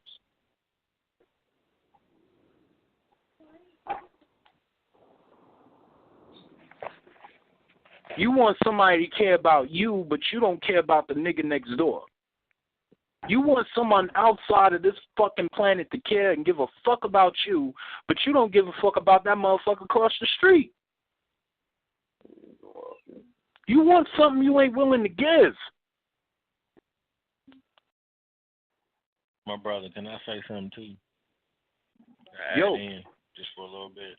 Mm-hmm. I definitely feel where you're coming from, man, because I kind of suffer from trying to look out and speak to people. Like, I make eye contact with people when I'm out everyday business, you know. I like to communicate with other human beings. When people aren't making eye contact no more, they're not saying, excuse me no more. Nobody's acknowledging that you even exist anymore. Everybody's phone is buried. I mean, everybody's face is buried in their phones. Right. That's true. Because you know, it's like they're separating us from nature. They gave you an alternate to the web. The mind is not yours personally. The mind rests on the plane of force. The mind is not yours personally. It doesn't belong to you like it's yours personally, like only you have it. If all of us have a mind, then that's something we share.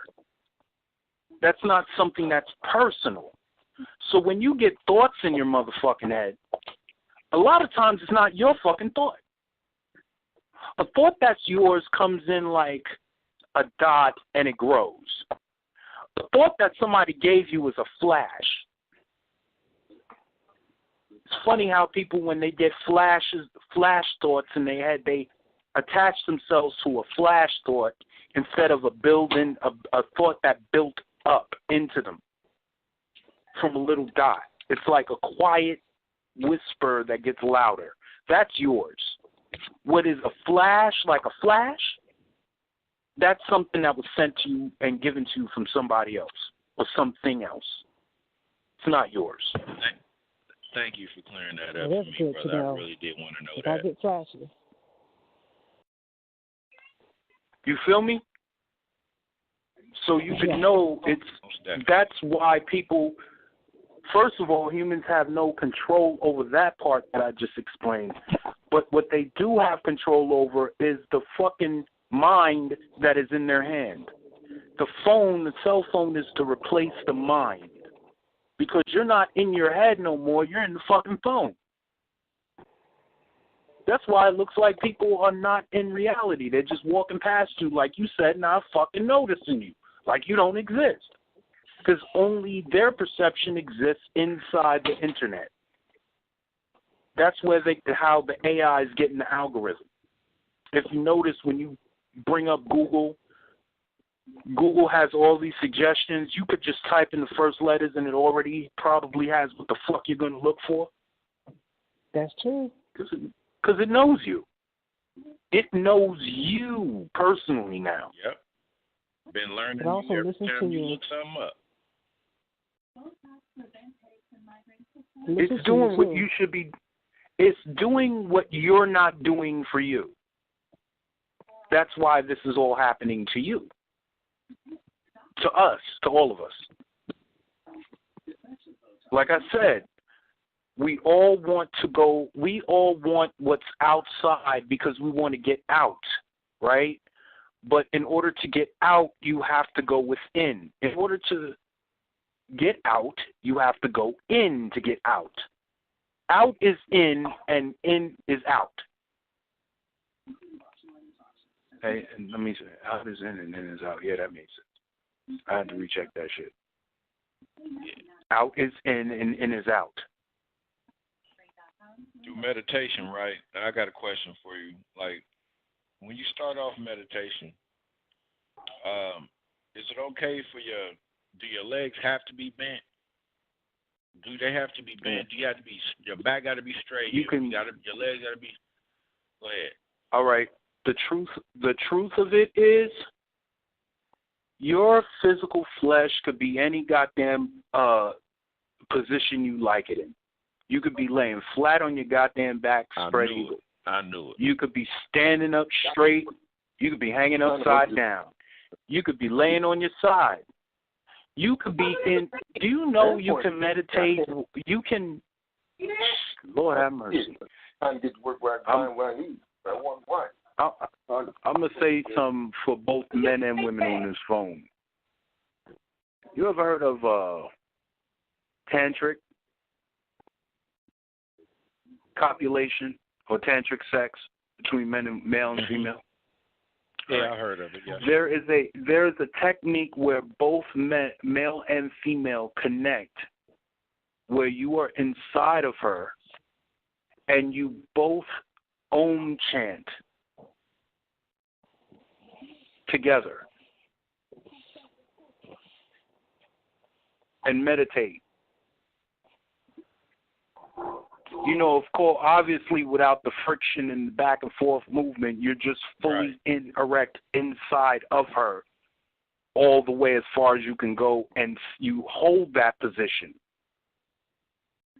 Preferably where you're sitting upright and she's on top of you, sitting in cradle with her legs around you. You know that position where you're hugging chest to chest. Right. Where she's sitting on you. I've actually seen it. That's when you love a woman and the woman loves you. That's how you raise your energy levels together. That technique. So the answer is meditation. You could be asleep. You can go to bed tonight, and instead of going into REM or trying to focus on getting into REM, just go into meditative state. Laying down, laying on your side, don't matter. As long as you can achieve where you the purpose of meditation is centering yourself into your, well, technically it's whatever seat that you're trying to attain through meditation. General meditation, I've always seen it like trying to center yourself with your heart chakra, or trying to center yourself to your third eye, your crown seat. You get what I'm saying? Whatever point you're trying to get to. Or the wholeness and trying to elevate your chakras and using that technique. That's good to know, because I've always wondered that, because I feel like whatever position I'm in, I go into deep thought. I'm a truck driver too, so I'm always traveling, and I have a lot of time to myself. So that's why I was asking. You sitting upright, driving, and all that. Yeah, you don't do that. While the breathing techniques while you're driving help too, and the Om chant while you're driving and focusing on what you're doing helps as well. Is it okay for me? Because I do the chant a lot of times with my eyes open. Is that okay? Is that all right? Yeah, that's fine. That's fine. Okay, all right. That's what I have to make sure, because I always had the feeling to do the things that that I was learning, but I'm like, man, I got I'm out here on the road a lot, so I got to do this stuff while I'm in motion. I just want to make sure it's all right that I do that in motion. That's all. Well, all right. I want to put you on to something as well. All of you. KRS touched on this. There's a video on YouTube. He touched on this. Some shit that Pops touched on years ago.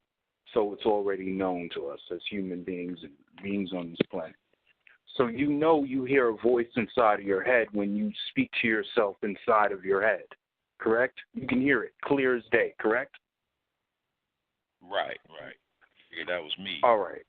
Everyone on this phone, if you talk to yourself inside of your own head, you can clearly hear your own voice.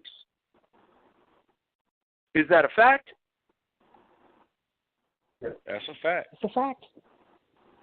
All right.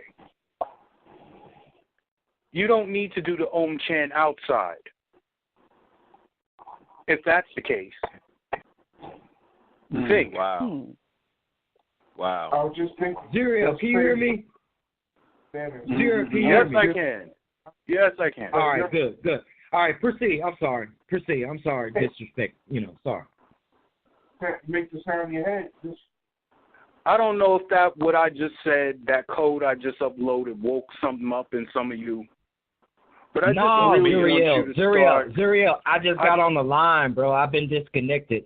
A whole lot of people has been disconnected, and I've been trying to talk to you for a while, so I just want to make sure that you hear me. But proceed, you know what I mean? Proceed. Thank you, man. I'm listening to you. I like it. Well, has anyone heard what I just said about the voice inside yourself? You can hear it loud as day. So the Om chant doesn't need to be outside of self to be effective. The tuning of your vocal cords in the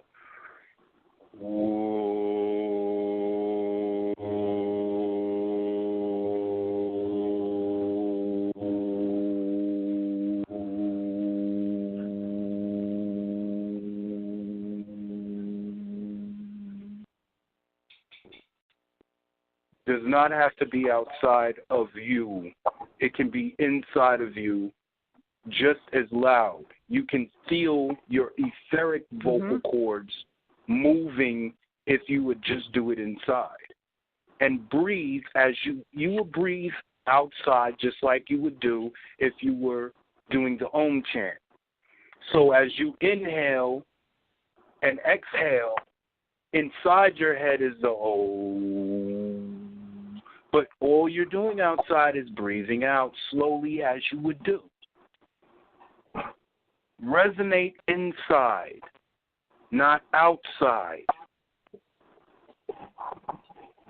Your way out of hell is through your flesh. Can you listen to a chant that's not of your own tone?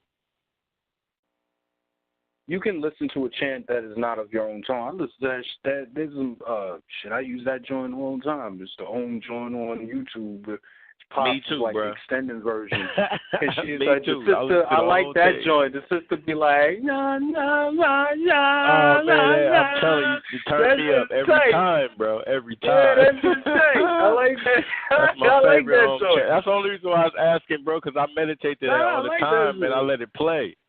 Hey, I just needed to know that I was doing it right, Yeah, I like that shit. That shit is good to like relax too, man. It helps you relax and shit and send yourself.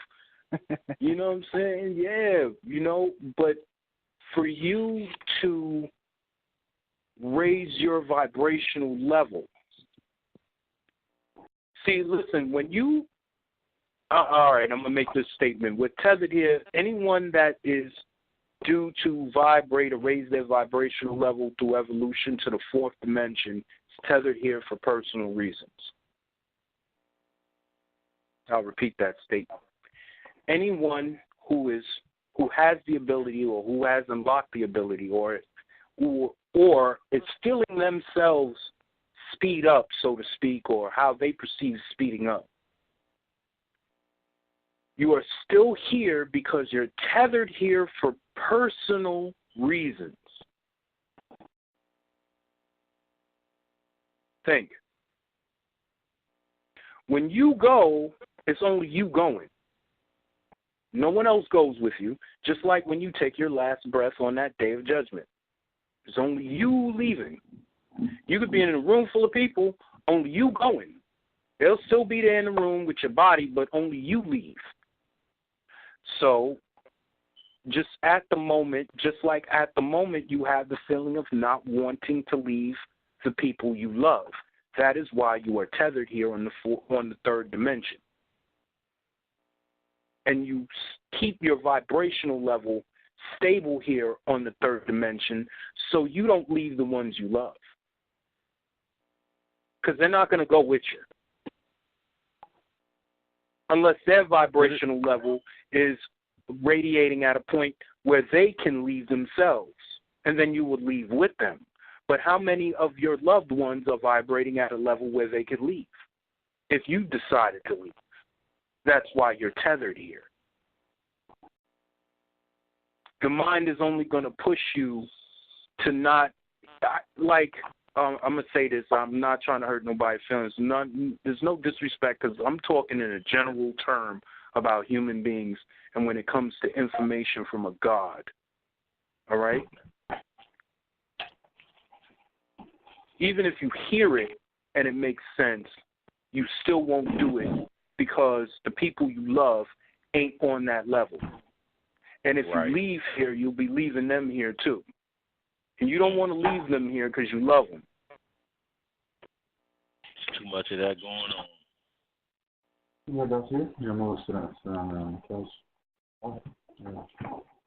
Why do you think ATUN-RE is doing these phone calls and keep talking and keep talking? My question, I got a question is, go ahead. I was just about the love thing, because I'm trying to understand it. Like, because I know we're supposed to love each other and come together. Is that also an attachment too? Love is not an attachment. Love is an action. See, the attachment comes in when you want the reciprocation, when you desire reciprocation. But that's not love, because love is without desire of reciprocation. That's why there's another thing I wanted to touch on, sisters on this phone, and men and women on this phone. In a relationship, you fucking telling somebody, oh, I love you. Stop that. Stop lying. Stop fucking lying. Because you don't know what love is. You don't fucking know what love is. You know what you want. All you know is your desire. You don't know what love is. Because you could do shit for somebody and bust your ass for somebody, and this has happened to you, male and female. You could bust your ass for somebody, and they won't lift a fucking finger for you. All they say is, I love you too, and you good. You good with that. You fucking good with it. Meanwhile, you busting your ass, showing love, they're not showing you a fucking thing. All they just saying out their mouth is, I love you too. After a while, that shit gets corny. Shoot, it gets because you start to wonder. Oh yeah, you start to wonder. Well, I'm busting my ass for this person. I'm fucking sacrificing it. They just getting all the benefits of my sacrifices and shit, and they just running around do whatever the fuck they want. They don't give a fuck about me. All they just saying, yeah, I love you too. Like, come on. And then most of the time, they only fucking reply. They don't ever tell me they love me on their own without being prompted. Yep. You loving somebody because you want to receive love, not because you're giving love. So the question is, does love love?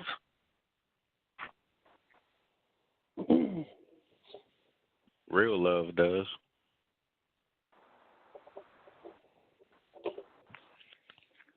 Love is the act and action without the need or desire for reciprocation or reciprocity. So you can't really love. Let me ask you a question. If you have children, see, you can only know about the Most High if you're a parent. For some odd reason, that's the rule. That is the law. That's true, Zerio. If you're a parent, you know about the Most High. Because I ask you, do you love your child? And does it matter if your child fucking loves you back? Does that stop you loving your child? And then do you love your child just by saying, oh, I love you, but don't do shit for your child? Child fucked up, stinking, dirty, hungry, fucked up, near death. Oh, I love you. I love you. Some parents do that. I've seen it. Yeah. What about Mama, what's for dinner tonight? Love, baby.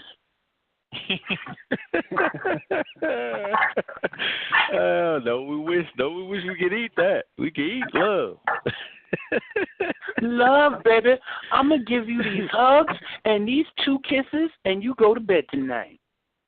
Yeah, you funny, Zero. What's for dinner, Daddy? These 2 hugs and 2 kisses on your forehead. Night, night. What's for dinner, Daddy? What's for Mama? Daddy, what's for dinner? Mama and Daddy's dreams. Our dreams is for dinner. Our aspirations. Stop fucking lying, man. I'm not saying to anybody else. I'm just saying the general fucking public of humans out there running their fucking mouth. Stop lying to yourself and lying to me. Or just lying. Stop it.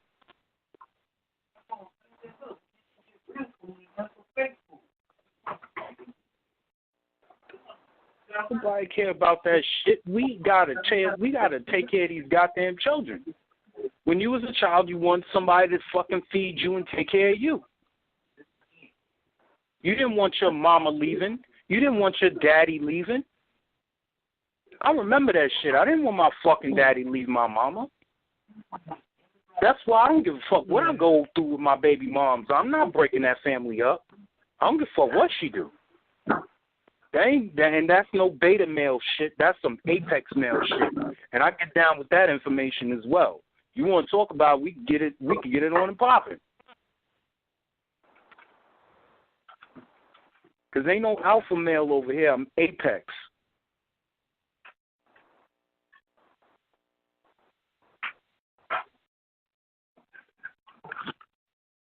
You've been lied to too long as humans. Y'all been lied to too long. Your father loves you. Our father loves us. And we've been lied to too fucking long. And I ain't on this phone be playing on some... Fuck all that shit. I'm going to tell you straight up and pierce it right to you. Anybody got any questions?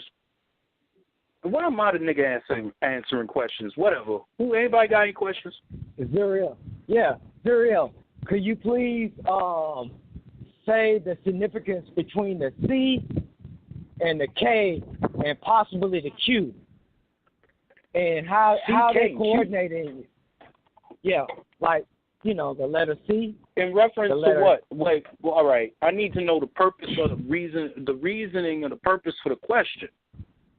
It's just because it's coming across like some random information. Like, what is? No, that's a question that I had, but I didn't. That was a question that I had, but I wasn't able to talk to him when he said it. So he says the letter C is the C like the C. There will be no more letter C. So it'd be the O, and then the letter K. You know what I mean? That's dealing with blockage, and then all right. And then the Q. But all 3 of them sound just alike. All right. The letter C is a broken cipher, as in A, B, C, right? So you have the letter A, which is a pyramid with a chamber at the top. You have a B, which is the number 13, and then you have a C, which is a broken cipher. So the A with the chamber in the middle is the pyramid, letting you know that they found the inner chamber. The B stands for 13. I'm not even going to mention that shit because there's certain secrets that need to be kept sacred. The C is the broken cipher, right? Cipher is broken because someone entered into the circle who did not fucking belong. And they took from the circle part of the information to complete the circle. So you can imagine that in all different types of fucking levels, however you want. But the bottom line is somebody stole some shit. So now you have the letter C instead of a complete cipher.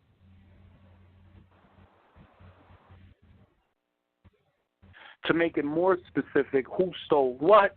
Could have been a fucking tablet. Could have been the tablets of destiny. You could trace that shit all the way back to the holy tablets and the story about all of that crazy family tie shit. That's so deep and too much to go into because that's a totally different topic. And to be honest with you, a lot of the book shit, the shit that's in the book, yeah, I know about it, but miss me with it because we're not living in a fucking book. So, yeah, the ABC, all right, now you said the what? The K, right? You said the C, the K, and the what?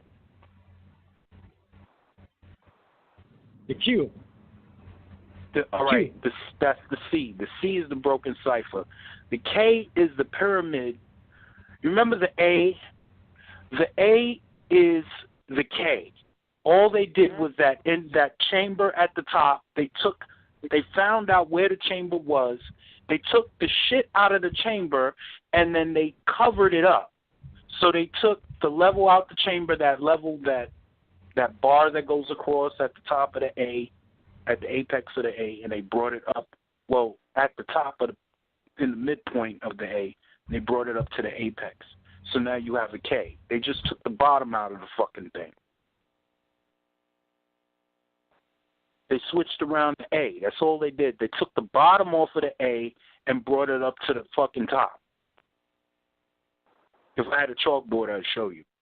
The significance of that is they're blocking off the connection and the signal.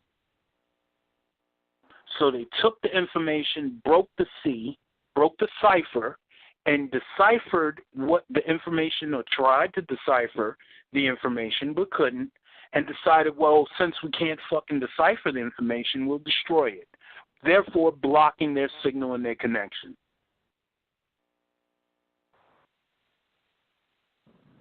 So the word, what everybody in the collective conscious community right now, they want to say is that when everybody's wearing the Ankh, you know what I mean, and it's spelled A-N-K-H, but that's not, obviously that's not the way it's spelled, is it? I haven't even thought about the Ankh, to be honest with you. If I seen an Ankh, I'd fucking probably just kick it across the room with some shit. Just like I would the Bible, the Quran, and fucking holy tablets. Kick that shit right across the fucking room.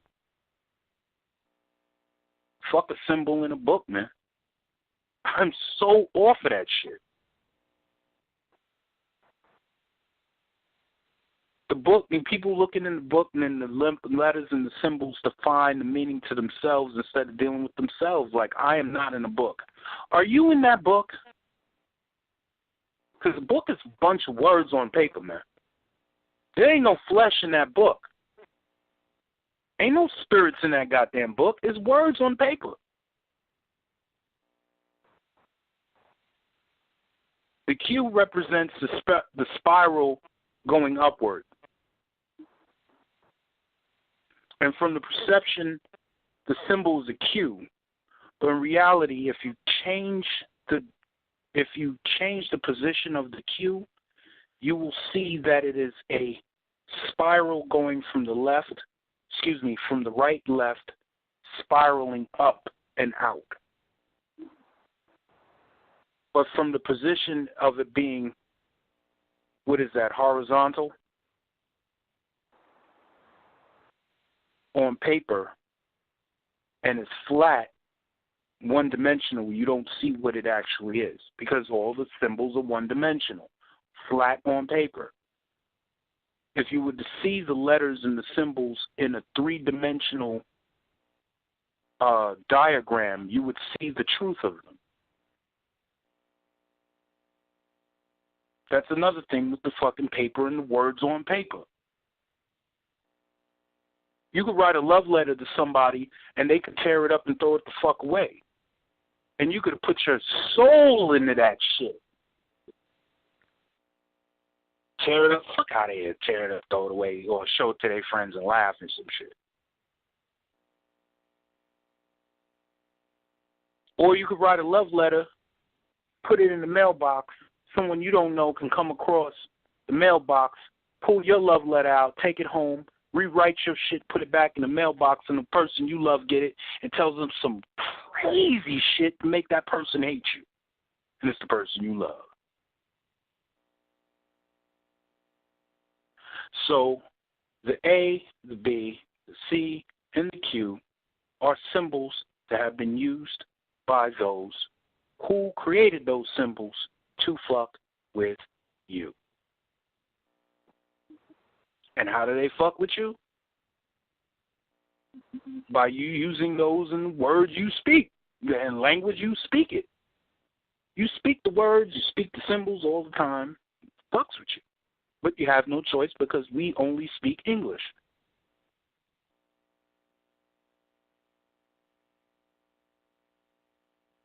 And you can't get away from it by speaking a foreign language because for some reason, well, not for some reason, for a very good reason, they managed to manipulate the symbols and the characters to resemble each other. So, pretty much. The only way to subside that is to focus on being who you're supposed to be and trying to get to know you better. Get to know yourself. Who the fuck are you? Human. Human. Human is a state. A human being. Human being. Being human. It's a state. Being is a state. It's just a state.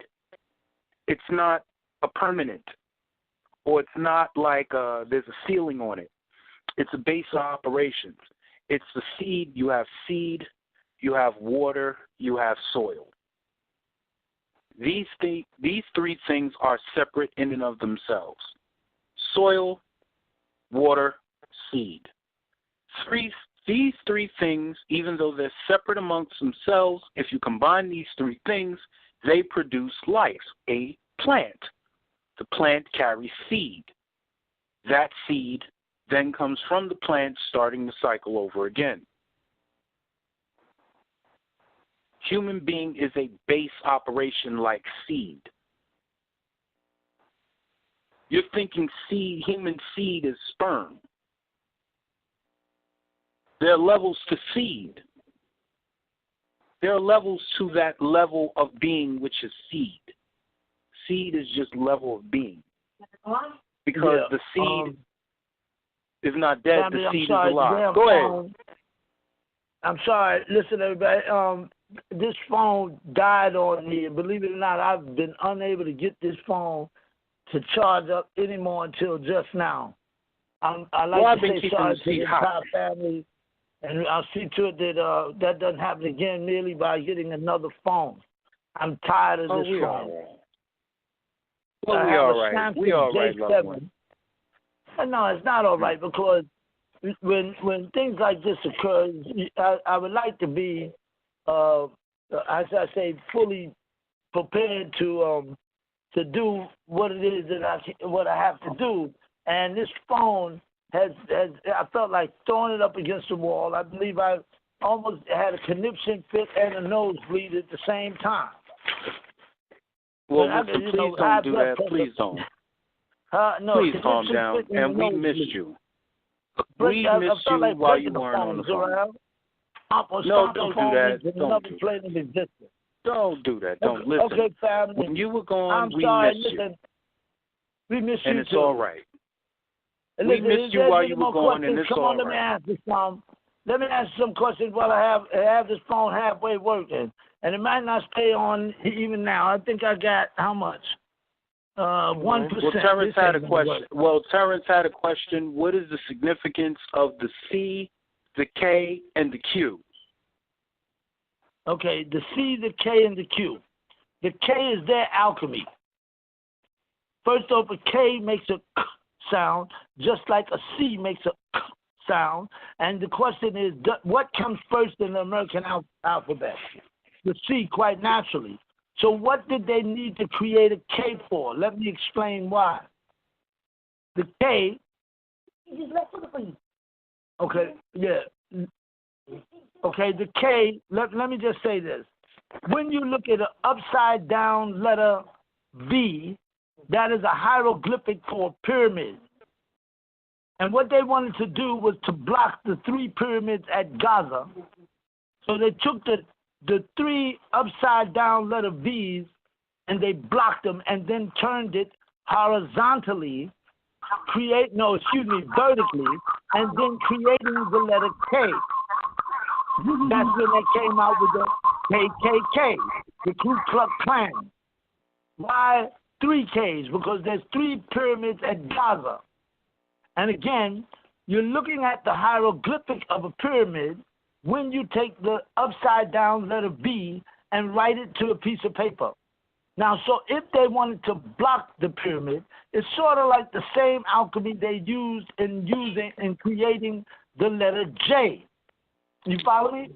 Because there is no J's in the Hebrew alphabet, and nor is there any J's in the Arabic alphabet. So what they did in an attempt to block the Lamb of the Most High, because they took the letter Lam, written in Arabic, and the letter Lamet, written in Hebrew, and they put a line across the top. See, because if you look at the letter Lamet in Hebrew, it looks like a letter J without a top. And if you look at the letter Lam in Arabic, it looks like the letter J without a top. So what they wanted to do was to block the Lamb of the Most High. And blocking the Lamb of the Most High, and you might say, well, who? And I would say, Ashtar Command. And you might say, well, who is Ashtar Command? And I will say, the devil's ally. Because we're not fighting one army, we're fighting 2 armies, which is Lucifer and his Luciferians, and the members of Ashtar Command, who are extraterrestrials who came from the Aldebaran star constellation, approaching Hitler in the year 1945. The very same year that Baba was born. Now they say that Baba was born June 26, 1945. However, if you do research, you'll see that there was a comet that was seen in the skies in 1945 whose name was Comet Bennett. Now, when you say Bennett, like you say Bena Israel, son of Israel, like there's 2 different types of sons in the languages. You have a Waladin, which is a son by adoption, and you have an Ibn, which is a son by birth. So in the ancient times, if your name was like, here today, my name is Mark Brady. Well, the truth of the matter is that your name would not be your first and last. It would be, your last name would be your father's name, first name, or your mother's first name. So say you, like my name would be Mark, son of Elaine. Follow? That's how things were set up in that day. So that's why they called me Isa, listen, in Arabia, Ibn, what? Miriam. Yeshua, Bar, Miriam. Now again, Bar in Hebrew was how you said son of. Now you take the word Bar, which is, listen, spelled B-A-R, and you turn around, you'll get a Rab. Okay, so I was called Rabboni Yahshua Bar Miriam. You follow me? Yahshua being my name, because you sure better bet my name was not Jesus.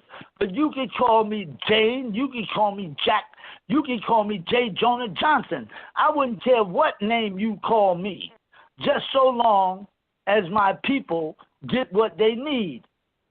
And again, the letter J to our elders here today, in the usage of the name being Jesus has become a very important thing. Please record your message. When you have finished recording, you may hang up or press 1 for more options. My phone tripping. Is anybody there? I don't understand that. Somebody had, it sounded like somebody had a call coming through, but we'll deal with it again. Now, I got 1% that shows it might not last, so we're going to hold on as much as we can. Here we go. Again, the name Jesus came about by virtue of the fact they took the letter Lamb, blocking it in their alchemy. They then, members of Ashtar Command, took the A and put it at the end. Why? Because the A turned everything from masculine to feminine. Tony becomes Tanya. Eric becomes Erica, and so on and so forth. Because again, the war was about what? Fertility. So they had to, listen, in alchemy, the first rule is that which is not must be presented first. So they had to create the most unfertile act to man, which is called homosexuality. You follow? So again, they took the J, then put the A at the end, producing the word Jah. Then they took, they took their name, listen, their Anu, whose name was Zeus. And if you look at the pictures of Zeus in the Greek here today, and you look at the picture of Jesus 2,000 years ago that's hanging on your grandmother's wall, you will see that you're looking at the same being, a blonde-haired, blue-eyed hippie. Well, that's not me. That's that other white meat. You know, the pork that you ain't supposed to be fucking with, but here it is, the swine has got you all fucked up in the mind, and you got the trick worm running all through the shit. No, that's not me. You see, but you better bet 2,000 years ago that was my life. And whoever don't like it, I'm going to tell you the truth. I'll fight, because I ain't going through that shit. I don't like a motherfucker telling me what belonged to me that it didn't, when indeed I know it did and can prove it. So, if a motherfucker want to sit here today and say, well, no, nigga, you lying, I'd be like, get the fuck out of my face and take your dumb ass over there somewhere and sit down, because you just ain't nothing but in everybody's way. So there ain't no more time to play with this shit. We got people to save. And the truth is, we got elders, youth, and thousands of people who are depending upon us as, listen, a nation of people to come together in a unified manner, which is indeed universal law. Because whether you like it or not, when you say universe, the first 3 letters in universe is U and I. So you and I better understand this shit. And uni means one, to solidify.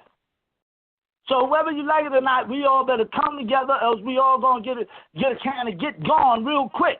Because motherfuckers, if you think this shit is a game, these crackers is plotting. And they talking about wiping out everything that carries color on the planet. And they got the means too now. What you don't know, like Baba said,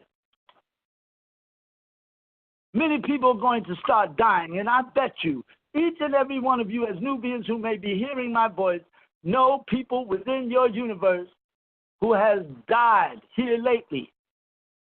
And what do I mean by that? Pop said first by conventional means, bullet wounds, car crashes, cancer, and the list goes on and on. Then Pop said, but, however, there's coming a day where people are going to start dying by a very mysterious means all over the globe.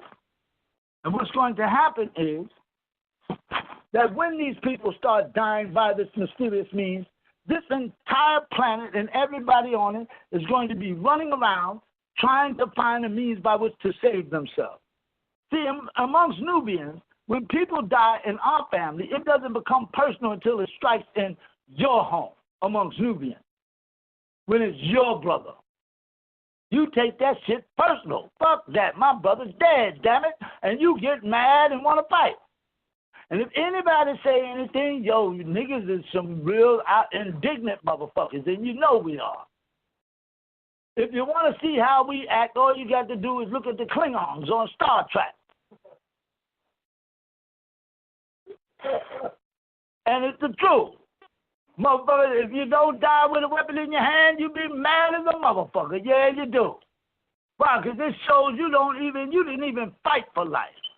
So here today, that's right, that's one of the rules. All of us, if you die, damn it, you better die with a weapon in your hand. But at least you die honorably. You know, instead of just letting the motherfucker come along. Like mother said, I'll beat the brakes. Well, what am I going to be doing, mister, while you doing that? Just standing there? You better get your head right, because I'm be trying to bust you to the white meat. And each and every one of you better do the same thing. Motherfucker come at you, you better fight, goddammit. I tell you like your mama used to say, if you don't fight that motherfucker, I'm going to whip your ass when you come home. Shit. Motherfucker, I remember my mama walked me back the street. Say, nah, nigga, So you think you ain't going to fight them? Get ready. Push me right in the yard. Say, now whip that nigga's ass. And yeah, I'll fight it, get beat up too. Lip be busted, eye busted, but I'm smiling and grinning like a motherfucker. But I did it, mama. I did it. I fought that motherfucker, didn't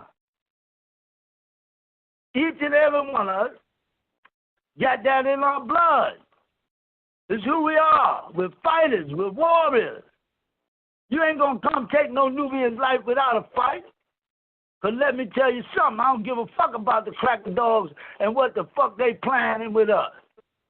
Because here go what time it is, Pop say, when people start dying from this mysterious means, all you're going to have to do is save one motherfucker. And then you ain't going to have to look for nobody, shorty. The whole world going to come looking for you. And that's going to bring new meaning to the word personal savior, now won't it? So if a nigga thinks that I'm not here to save your ass, you better think again. Because what they got set up for you, none of y'all, I repeat, none of y'all know how to fight it and know how to beat it. But I do. And let me explain what they talking about.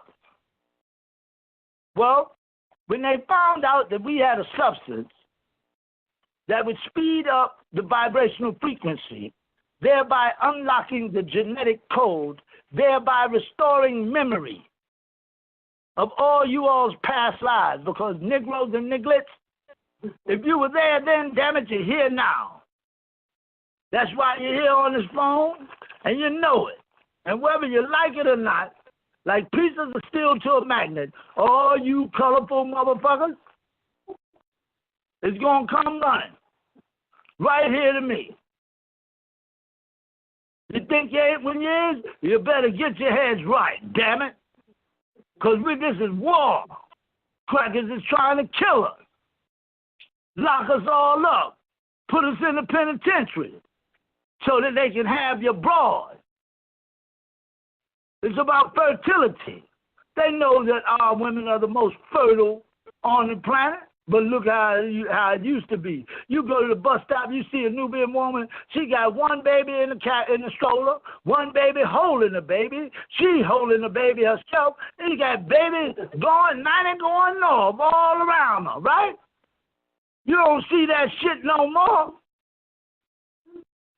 You go to the damn bus stop, man. There ain't no Nubian woman standing there by herself looking miserable as a fuck. No, she humping like a fucking ain't getting pregnant worth a damn. Motherfuckers, y'all better get your Humpty Hump on. But hump right, damn it. Do it for the right thing. Instead of having recreational sex, have sex and mean it. Have a baby, damn it. Because that's what it's all about. Pop say get married. He wasn't talking about the marriage that you go in front of Reverend Porkchop or Pastor Hot Sauce.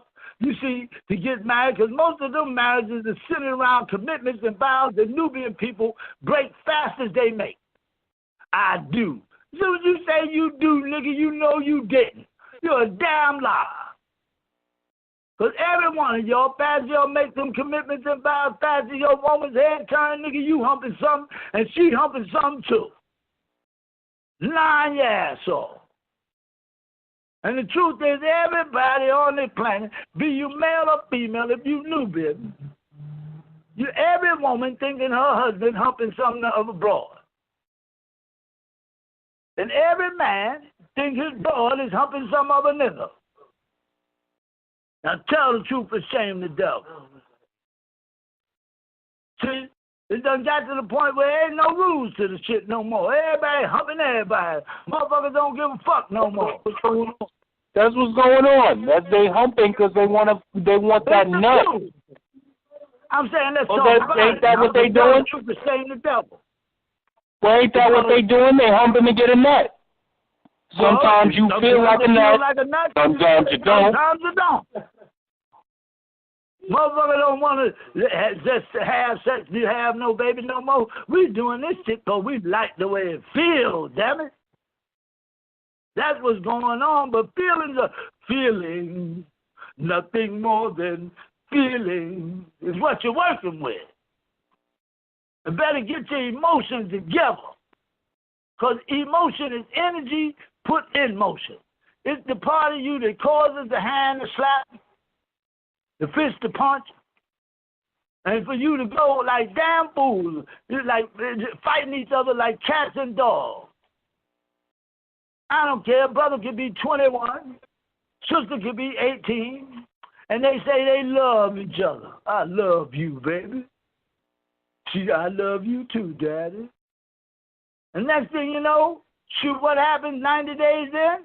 They fighting like cats and dogs in the house. They tore the whole house up, broke the little computer they worked hard to get, broke the TV and everything. And you saying to yourself, now wait a minute. And then the brother stand up after y'all finish fighting, and he look at you, sis, and say, damn, baby, you realize we did all this shit over a bag of potato chips? And that's not right. What you got to do is realize we live in a three-dimensional world. Everything is based on the number 3, whether you like it or not. And I can prove it. You're locked into the number 3. Try to think of something that isn't a person, isn't a place, and isn't a thing. You'll bust your brain. Because it's 3 categories. Excuse me, y'all. This take work. It is not easy to do. Excuse me. Now, I'm going to say it again. It's 3 categories that govern your lives. First category, person, place, or thing. Second category, solid, liquid, gas. Third category, past, present, future. And in those 3 categories, you all sit, most of y'all miserably. Lying to yourselves, talking about I'm happy when you know damn well you're not. You know, because for real, the question is to be or not to be a slave. That's why Pop said no in the scriptures where it said, listen, now the man has become like one of us. He knows good from evil.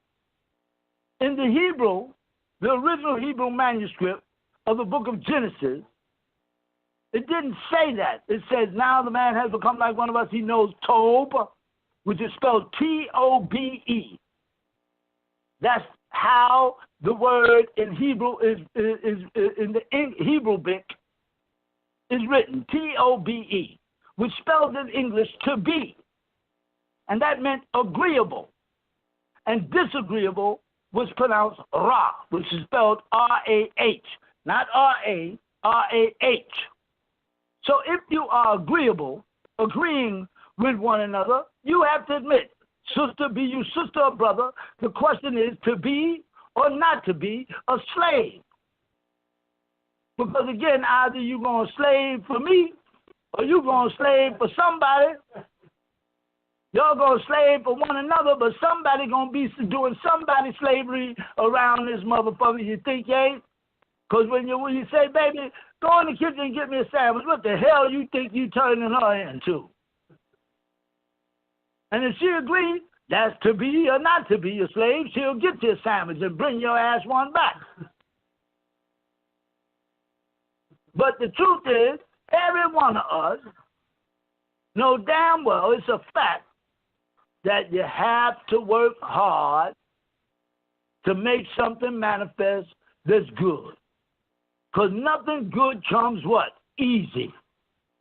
So if we're going to raise this nation of people who carry color, unified across the globe, be you sister or brother, mother or daughter, we're going to have to work hard to fulfill the book of Revelation.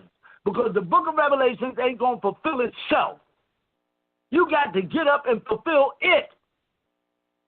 Meaning you got to take the bull in hand. Grab him by the balls and sling him across the floor. Because somewhere in it all, you all know in the all, that ain't nobody else going to do it for you. The helping hand you need is at the end of your own wrist. If you take the risk to use it, why do you think we were called Riskians in the first place? We were called Riskians because we took the risk to go where no man had gone before. Why? For the preservation of life. We came to this solar system looking for a mineral. One mineral that wasn't available in Ilium that was called gold. Why? Because gold protects you away from the ultraviolet rays of the sun. What do you think they put on the shuttlecrafts here today incorporated into its hull? Gold particles. Why? Because when that shuttlecraft enters back into the Earth's atmosphere, it gets real hot and start burning hot. But the motherfuckers that's in that shit don't feel that heat because them crackers at NASA figured it out. Start putting gold in the hull of the craft. That's what keeps the craft from burning up. Well, let me tell you something. We knew that in Ilium, when all three suns would shine on our planet at one time, we knew because the ozone layer had started to deplete, that planet was destined to die. So what did we do? We went in search of a mineral.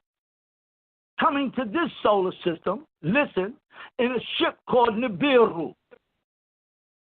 That was 3 times the size of this planet. And in so doing, when we came through entering in counterclockwise, because your planets are turning clockwise, we would enter in by a mathematical equation. And anybody knows when you move one thing in a mathematical equation, everything on the other end of the equal sign changes. Well, let me explain. We come here many times before, extracting the mineral from this planet, taking it to a planet that was called Lahmu, not Mars. Because when I say Mercury, Venus, Mars, Earth, Jupiter, what language am I speaking? When I say January, February, March, April, May, what language am I speaking? When I say Monday, Tuesday, Wednesday, Thursday, what language am I speaking? And most of the Negroes out here today have been taught to think that that's English. Wrong. That's Greek. And don't believe me, check it out. Because it's through a Greek, philosophy that all of your English and American foundation of study stands on top of. Because the same motherfuckers that said this world was flat, who were damn fools, is the same motherfuckers that raided our schools and temples, came in and looked on the walls and said, these are the great Egyptian gods. And one of their dumb motherfuckers stood out and said, yeah, but we don't have any gods. And then what happened? So somebody looked at our hieroglyphics and said, does anyone know what this information is in reference to? And some good dumb motherfucker stood up and said, I have my own theory as to what it is all about. And he started an establishment of a following of people who started to study a thing called my theology that became known as Greek mythology. And they put their Anu, whose name was Zeus, out front. And the name Jesus came about because they took and created the letter J, put the A at the end, and then put the name Zeus behind that. They gave birth to the name Jesus, that then gave birth to the name Jesus. See, so no, if I was standing right across the street from you 2,000 years ago, and you said, hey, Jesus, I would not have even turned around. And what do I mean by that? Why wouldn't I have turned around? Because my name wasn't Jesus. My name was Joshua, damn it, and I wasn't talking English. And there is no J in the Hebrew alphabet. But you sure better know, just like Noah sure knew what to do now, man, didn't he? Saved everybody's butt. Why? Because he built a boat in the middle of the desert. And if that didn't look crazy, I don't know what. Everybody who's sent by the Most High looks crazy to a bunch of people who think they got it all figured out. Right up until the water started coming. And it's all around your ankles now, and the water goes up to your waist, and you still ain't figured out you cool. But when the water's around your neck, damn it, now you're drowning. And you're saying, what the hell's going on? The same way them crackers did. But my name, when that life was turned, wasn't Noah. My name was Uta Fishman. Because I used to fish men then, and I'm still fishing men now. Ain't nothing changed, nigglets. Just like I'm telling you, it's going to be, child, at the Sermon on the Mount in Carson, Georgia. All you nigglets and Negroes, and the real niggas like me now, gonna be there. Think ain't when y'all? And on that day, I'm gonna be standing on top of a mound. Well, a long time ago, I stood on a mound and fed a bunch of people then, with a couple of loaves of bread and some fish. This time, I figured, well, if I could feed you for one night, damn it, why not feed you for a lifetime? I'm gonna teach each one of y'all how to multiply the bread and the fish this time. And on that day, I will show Cyrus B in the sky 30 years ahead of time. And I will cause the Nile River that has defied gravity, being the only river that's moving uphill instead of down, I will cause for the very first time to turn and go downhill. So you all can figure it the fuck what out. Because I'm going to say it again. Me and each one of your great-great-grandmothers have special relationships. Me and each one of your great-great-grandfathers have special relationships. And I stand in representation of them. And what you hear coming from my mouth is the voice and sound of many waters. Many waters. You hear your great-grandmother in me, and I know you do, damn it. Just like you hear your great-great-grandfather in me, and I know that too. And when you look at me, I'm every race there is. Motherfuckers can't figure out what ethnicity I am. I'm Puerto Rican. I'm Anglo-Saxon. I'm Santo Dominican. I'm Cuban. But I'm still a nigger. Just like y'all. Now, but ain't that how Jesus was supposed to be? Ain't that what your grandmama told you? Every race of people. And when you look at my face, damn it, that's what you see. Now tell the truth and shame the devil. Motherfuckers want to sit around and talk about, oh, he ain't. Other motherfuckers saying, oh, he is. They say, who, Mary's boy? He ain't nobody. Oh, that's little Barakat. That's little, Mark Brady. I used to get high with him. We used to smoke crack together. You're damn right you did. You smoke crack with me because let me tell you something. I walked every adversity that any Nubian person on this planet could possibly have endured. I've lived everything that any one of y'all have endured first-handedly. Why? So that I could come back and give you a way out.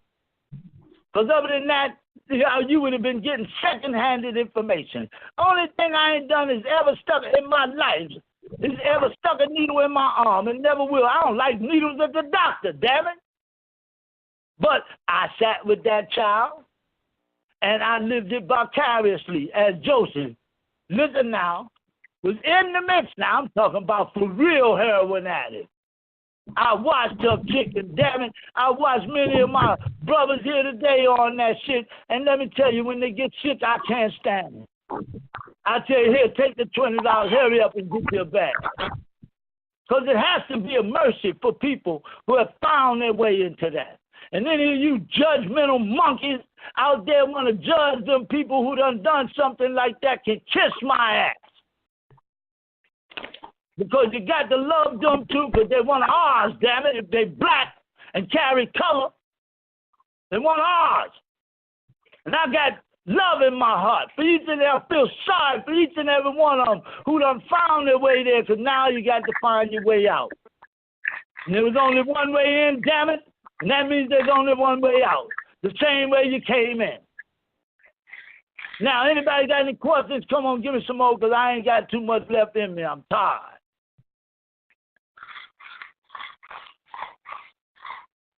I got a question. What's the question? Where can I get some or purchase some monatomic gold? Oh, yeah, let me finish tell you. Oh, yeah, you don't want to purchase that shit from ZP Tech no more. Fuck ZP Tech. Because it ain't vibrating fast enough to do a damn thing for now one of y'all. See, because it's only as good as the alchemist who creates it. If the alchemist is not vibrating fast enough, it ain't going to do, listen, the high spin M-state material will not be spinning fast enough to do a damn thing for you. Ain't going to unlock shit. Motherfucker, you ain't going to feel high. You ain't going to feel like you done a damn thing. You going to be sitting there looking just as stupid as you was looking when you bought the shit.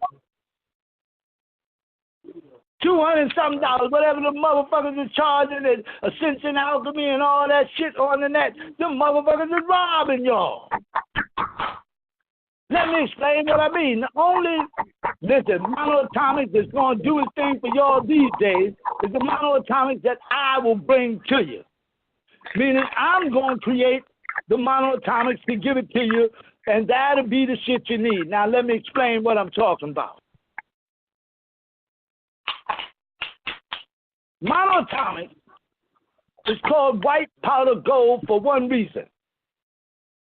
Why? Because you take a metallic substance and you move it from being metallic to being ceramic, a powder. Now, there's only 3 ways to make this shit. Mute your phones out. Close that door.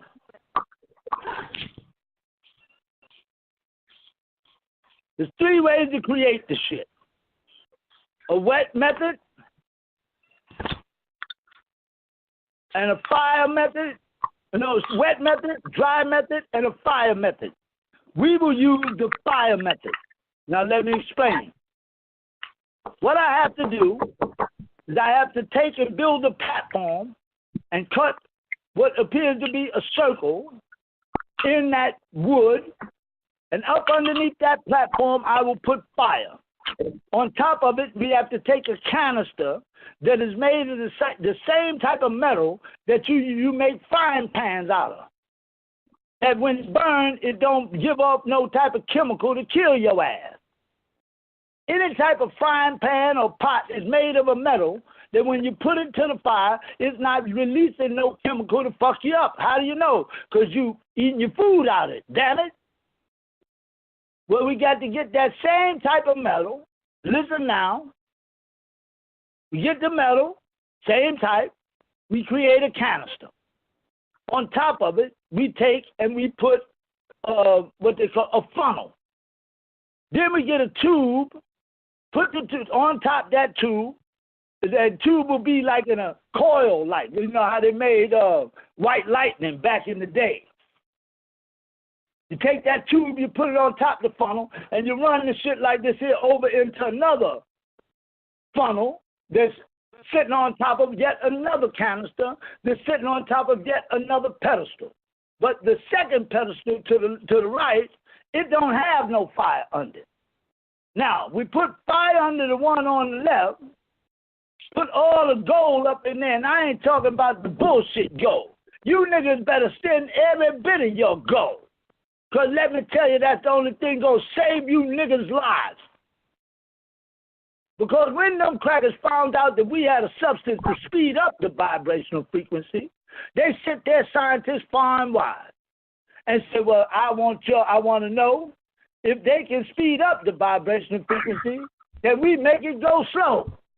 Can we turn it down? Matter of fact, better than that, can we turn it off? And if your vibrational frequency turns off, you dead as you'll ever die, motherfucker. And let me tell you something else. Water, when it is reduced to its purest form, it will not conduct electricity. That is a scientific fact. And whether you like it or not, the truth of the matter is, each of you all are 3/4 what? Water. And each of you dummies, while y'all listening to WBLS in New York, KBLX in California, as soon as the song come on, you say, damn, that shit was hot. They got your ass. Because what they did was to find a frequency that will reduce your water in your body down to its purest form. They found a common denominator amongst the genres of music of R&B, rap, listen, and jazz, because each one of those music has a common denominator frequency. That's why we as Nubian people will identify with those types of music. They took that common denominator frequency and they piggybacked on top of it the frequency that would start to reduce each of you all's water down to its purest form. And in doing so, this is how and why each of you all's attention span is starting to diminish. Meaning, if you don't give it to me quick, I don't want it. Damn it. It's the mentality of most Nubians right here today. If you take too long talking to my ass, my attention span will not last, and I have to get away from you and your talking ass, whoever you may be. And that's what's going on amongst our people. Now tell the truth and shame the devil. You don't even see brothers and sisters reading books no more. Motherfuckers, why? Because it takes too long to get to the punchline. Motherfuckers don't want to read no more. Not realizing that the Holy Quran said, Iqra bismi rabbika alladhi khalaqa. Read by the name of your sustainer. Khalaqal al-insan min alaq, who has created you all from a single cell separated. Iqra rabbukal akram. Read because your sustainer is most generous. Alladhi allama bil qalam. And he teaches you by way of the pen. Allamam tinsan ma'alim yum yum. Sadaqal al-azim. Those things which you would have never known. Why? Because the words of the Most High are supreme. Now let me tell you, now that's speaking in tongues. You know how they say when the Holy Spirit will descend upon you, you will speak in tongues, but they ain't talking about, that is not speaking in tongues. That's a bunch of gibberish. And the motherfucker, if you couldn't see that wasn't the Holy Spirit that was beating your grandmama up, you were blind. Because what Holy Spirit going to take an elder who's 65 years old and take her body and slam it up and down the church, she going and foaming at the mouth. If you couldn't see that was the unholy spirit, you was blind and dumb as a motherfucker. Now that's what you're going. When they talk about talking in tongues, they talk about talking in tongues that was translatable. You can't translate. What the fuck was that? Truth is truth. And everybody, motherfucker might say, well, why does he cuss so much? Why does he use so much profane language? Well, motherfucker, let me tell you something. When you say, first off, what you call curse words, long time ago was blessed words. Why? Because they expressed the very most. It wasn't until white folks started to try to talk like us that the words went from being blessed words to being curse words. Why? Because they couldn't do it. Motherfuckers didn't have enough rhythm. You know. See? And they called them curse words, but they were smart enough to call it profane language. You're damn right it's profane, because it's profound. But let one of them crackers try to talk like one of us sounds stupid as a motherfucker, now don't it, man? And I'm not going to change the way I speak to cater to a motherfucker in his comfort zone. Don't you know growth is promoted through a state of discomfort? And as long as you're going to be with me, I'm going to keep each and every one of you uncomfortable as a motherfucker. I'm going to keep you growing. Keep moving you up the ladder of evolution. Each one of y'all are evolutionary creatures moving up an evolutionary ladder. And when you sit or stand on that ladder, damn it, it's according to the things you know versus the things you don't know. But what they won't teach you is each time you learn keyword, a new thing. Each time you learn a new thing. A new responsibility kicks in also. And when you say responsibility, now you're saying having the ability to respond to a need that will present itself in the eyes and in the hearts of other Nubian people that you come in contact with in your day-to-day lives. People are hungry, man. Your belly full, but you're hungry, man. Walking around out here in the streets like you're crazy. Not understanding what people need to know. And people going around this place crazy every day, not realizing that the thing ain't right no more. You're living in a bubble. And people crazy. You better get your head together now. Dreadlock wearing your whatever hair you want to wear.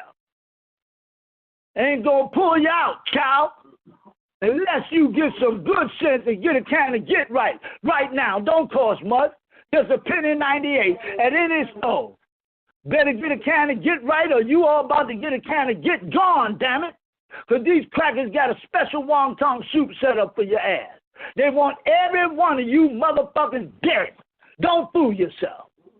They consider us all as threats to public safety and our children too. And let me tell you something, they got a plan to wipe each and every one of you niggas and nigglets the fuck out. And so whether you believe I'm that nigga or not, you better at least consider it. But let me tell you something. The Holy Tablets say if it falls into your awareness, damn it, you have a responsibility to check it out. So a motherfucker can say whatever the fuck he wants. At the end of the day, damn it, I know what I'm saying is true to each and every one of you. And y'all better hear what this little nigga got to say. Because I'm the little brother. I'm the man of the second part of the hour. My father was only given 30 years. But he was the man of the hour. Why? Because there was going to be another person. And that person is Umwa, my little ass. Don't fool yourself. Because that 30 years represents from the year 2000 to the year 2030. And let me tell you something. Ain't nobody else can do what I'm doing. Damn it, if they can do what I'm doing, they would have did it a long time ago. Don't you think so? And you would see the fruit of their labor around them. Well, you see it where I'm at because our people coming together, damn it. And we're unifying. And you'll see us all work together, many of us. Check this out. As family, once again, putting away disagreement, putting away argument. Realizing that I can get another car, damn it, but I can't get another J, another G, another Anthony, another Q, another Lexi, another any one of y'all. I can't get another one of them if something happened to you. And let me tell you something. Every person do something to one of mine, damn it, I'm coming at your damn throat. And nobody killing no Nubians around here as long as I'm living and breathing. And you can, any cracker, let me tell you something. Yeah, I'm militant. I'm worse than Huey P. could ever be. Nat Turner can't turn a corner without thinking about what the fuck I telepathically communicated to him. Because that's what time it is. You have a book of Revelation, and I've written for you all the book of Revolution.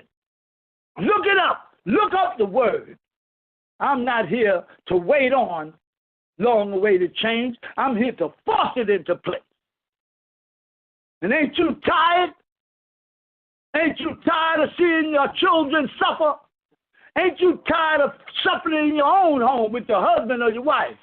To the point that y'all can't even get along? You think this shit is coincidental? Hell no. What they're doing is they're hitting you with a frequency called pan.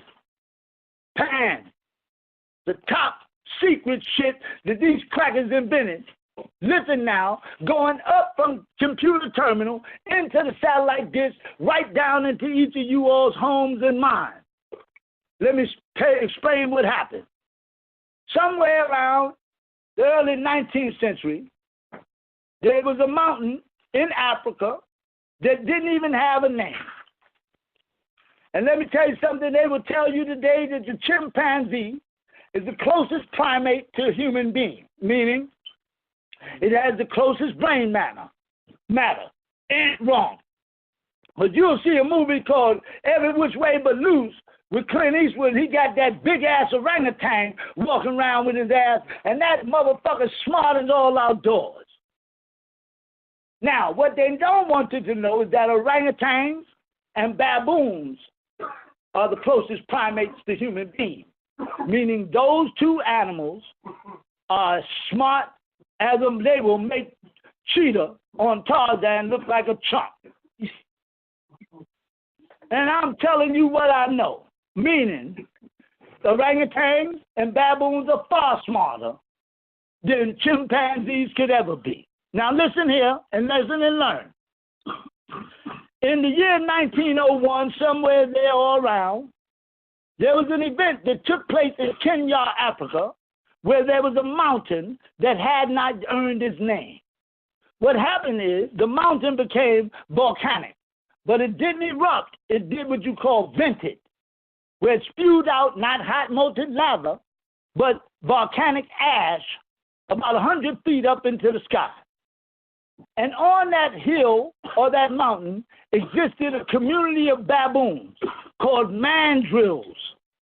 And mandrills, listen, are baboons whose females have a regular face, whose males have these colors on their face, look like war paint. And they're very beautiful creatures. Well, let me tell you.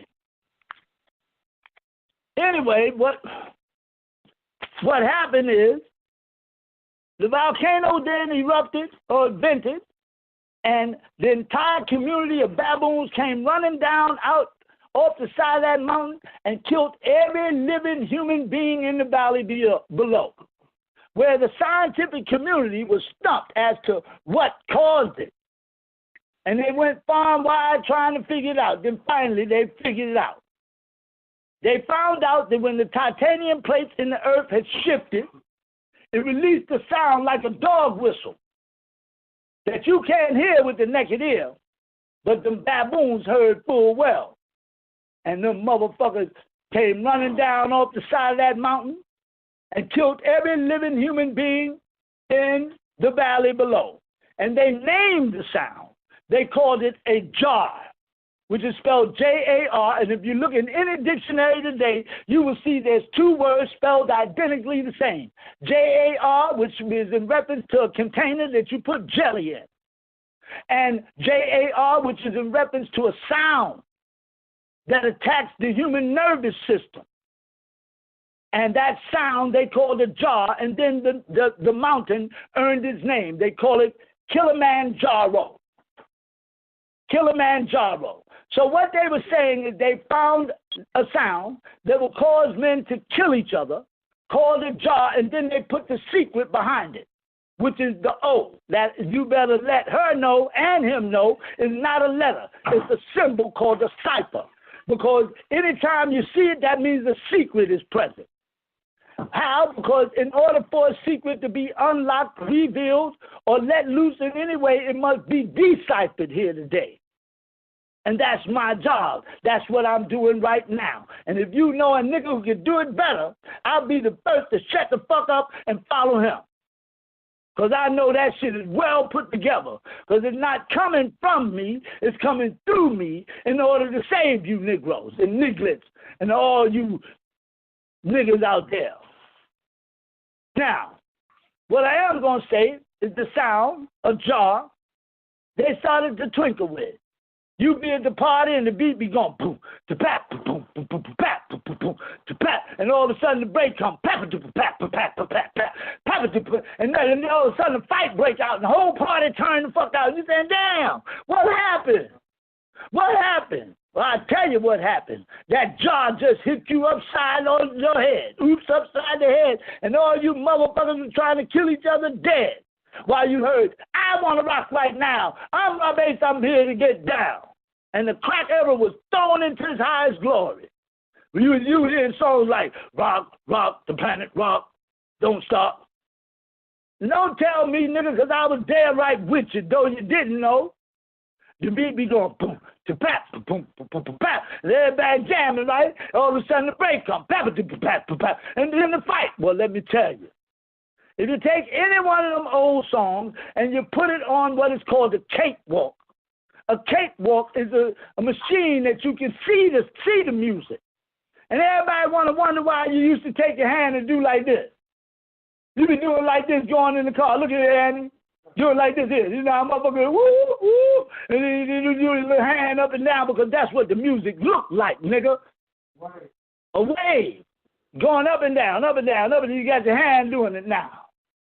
That's right. All of us did that hand movement shit. Don't think we didn't.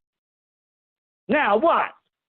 And so, if you take that music and put it on a cakewalk, what's a cakewalk? A machine that will allow you to see the music. You will see the beat going up and down, and then all when the break comes, you'll see a straight line shoot across. Whoop! You say, what the fuck was that? Well, that was the job that had you fighting each other, turning on each other, and right here today, they still using it in our homes. That's why the brother who was 21, the sister who was 18, they tear up the house, look at each other, the brother say, damn, baby, you realize we did all this shit over a bag of potato chips? Niggas is thinking this shit is coincidental. If it happens more than 3 times, damn it, it's not a coincidence. And this been happening all over the planet. Now, anybody got any questions? Come on, let's talk about it. Y'all still there? My phone's still on? Shit. I got another question. Phone working. We doing a little something now. Hey.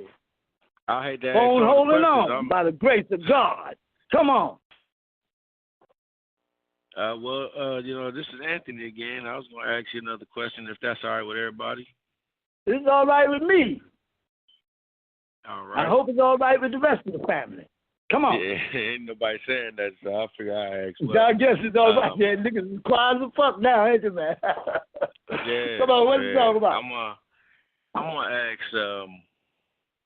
How is it that? I mean, I'm gonna ask how. When can we meet you? You know, I want to meet you. Yeah, and you come hug me. Hold me tight, cause I'm gonna hug. And I ain't never seen you in day in this life, but you one of mine. And you just as welcome here where I'm at to walk with me, talk with me, sit and break bread with me. Because you better know, either you learn to break bread or you'll lose the loaf. Motherfuckers better learn how to come together. Right. You see? How to come together. You come walk with me, brother, anytime you want. But know this, when you come, you're going to work your ass off. Because we work on this motherfucker. We work for real. It ain't no joke. Because, that's what it's about. Hard what? Work. To get us all there, to make us be able to survive with these crackers, we better get ourselves together. Yeah, niggas, I'm finna come out with a new guard. You're going to have one for ceremonial guard. You're going to have one for the military. That the sister's going to be into, and we going to be looking sharp. You're going to have all our symbols right there. Upright crescent, 6-pointed star, not the entangled one. We're going to have all our symbols, the symbols of the jihad. Yeah, holy war. And we're going to be stepping. OSOICE, motherfucking right. Make it happen.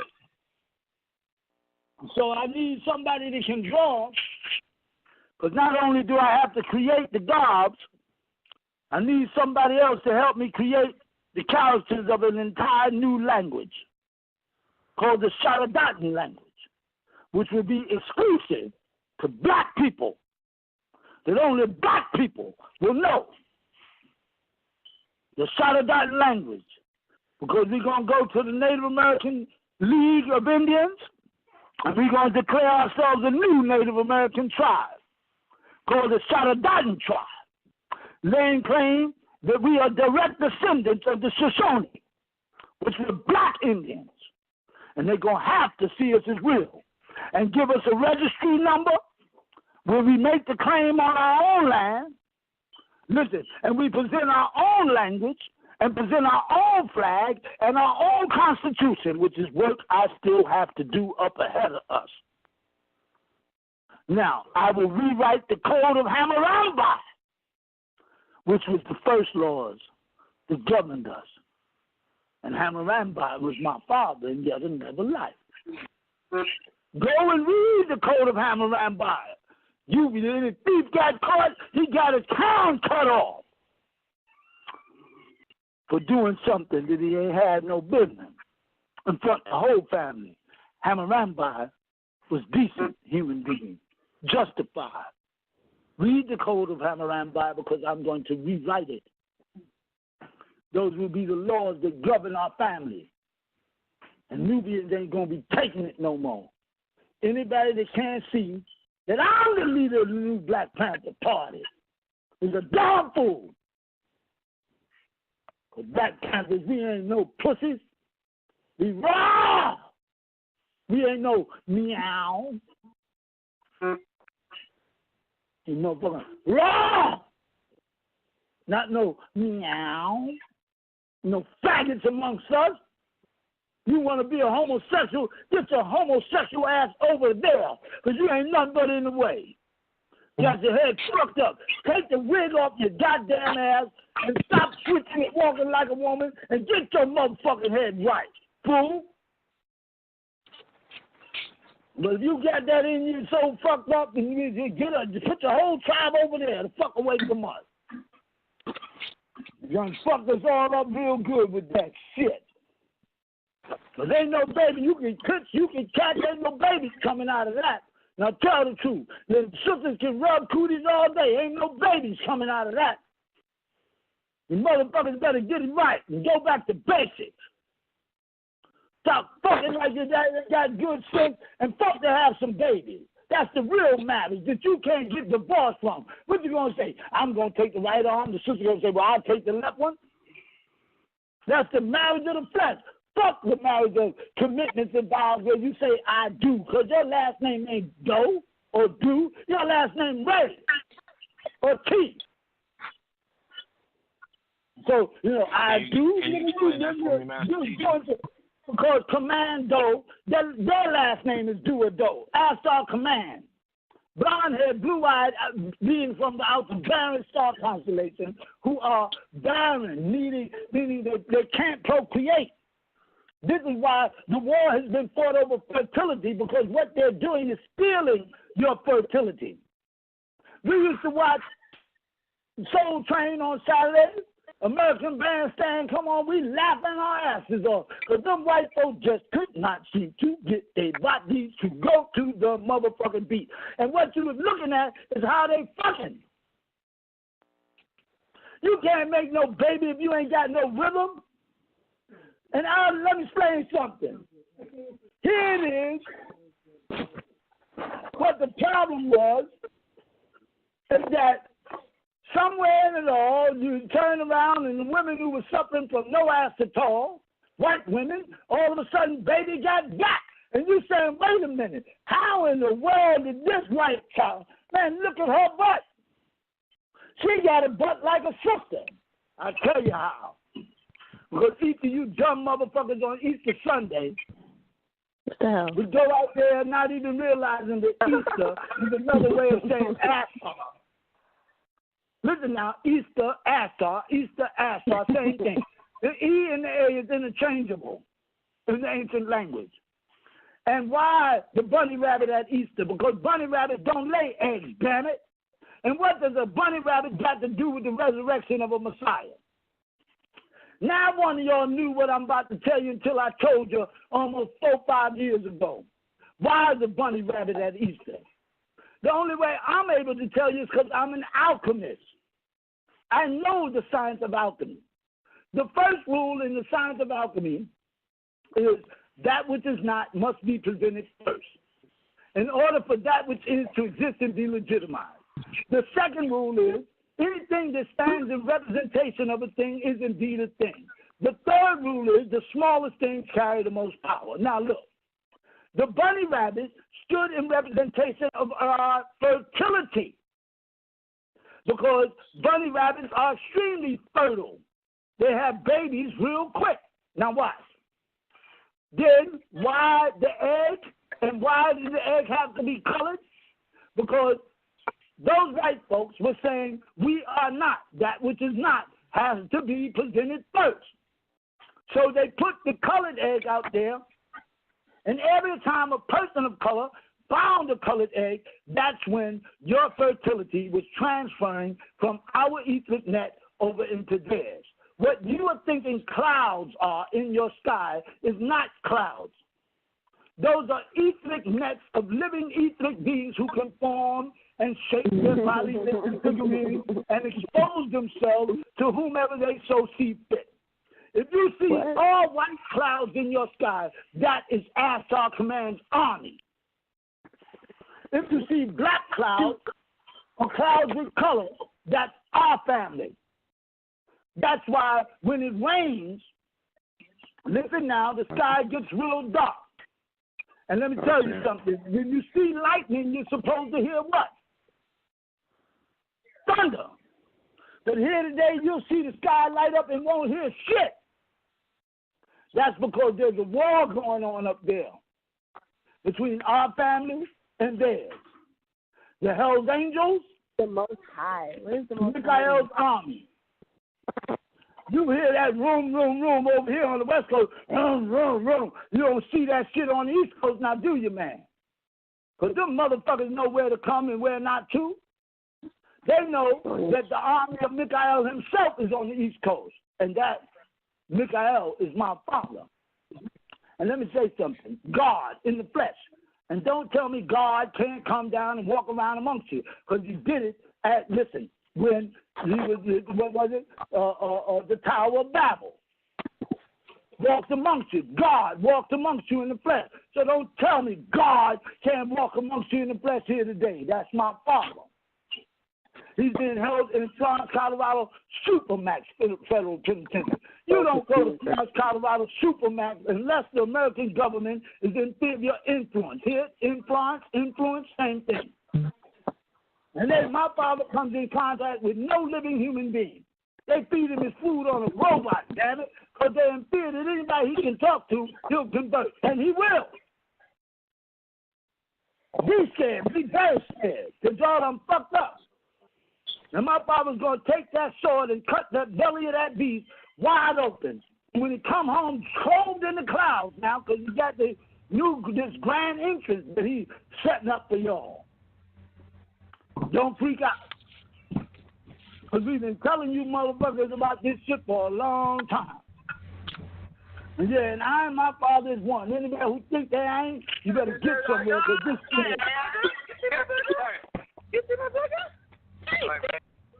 What's going on?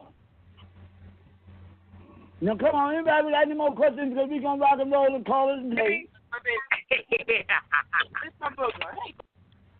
Yeah, who that? That's people upstairs talking.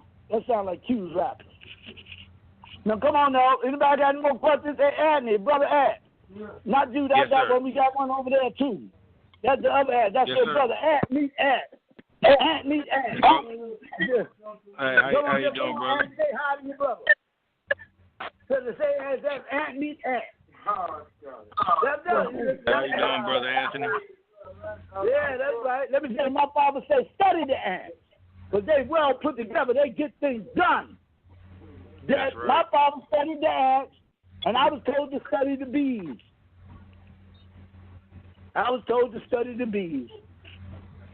And that's what we study in nature. Y'all study the ants and the bees. I got a question. And y'all figure it out. I got a question. What did you learn about the bees? The bees are well organized. Every member of the tribe has specific things that they do. And they answer to one and one only, Queen Bee. And you better stop calling your sisters queens, because that means whore. Don't believe me? Check it out. Call your sister or your wife an empress, because we are about to invoke what is called imperial law. In order to become a secure party, you have got to invoke what is called imperial law. Our brothers are emperors. Our sisters are empresses because they're quite impressive with their beauty, quite impressive with their walk, quite impressive with the way they carry themselves, if indeed they've had a good home training. If they've had no home training, they are lost. They are girls gone wild. They're acting like damn. What a guy.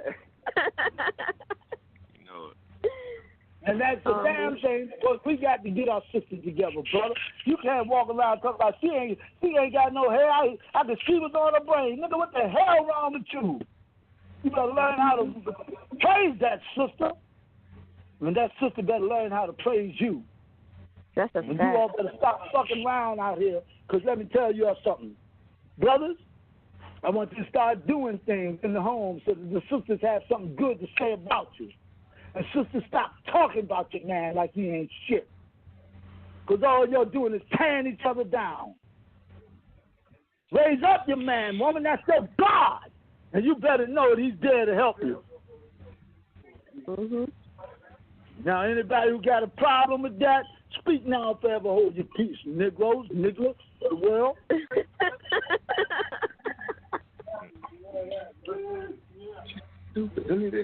Well, y'all better know. Listen to my voice now. Listen to all the shit I done told y'all in this little bit of time. And that ain't nothing. I want y'all to know. But I'm here to put something on your mind. And you all gonna mind somebody, damn it. And you might as well mind somebody who can guide you. You can't nobody else do what I do, because if they could, they'd have done it by now. Don't you think so? Right. So either you learn to listen to good guidance, or guidance is going to escape you. Look at me like a tool. Use the tool, or you're going to lose the tool. And when it comes time to get your job done, won't be able to find your hammer. Won't have none. So I'm your last chance, y'all. Get your heads right, because I love you. Lord, have mercy. I want you to feel me now. Hold on now. We're finna close out.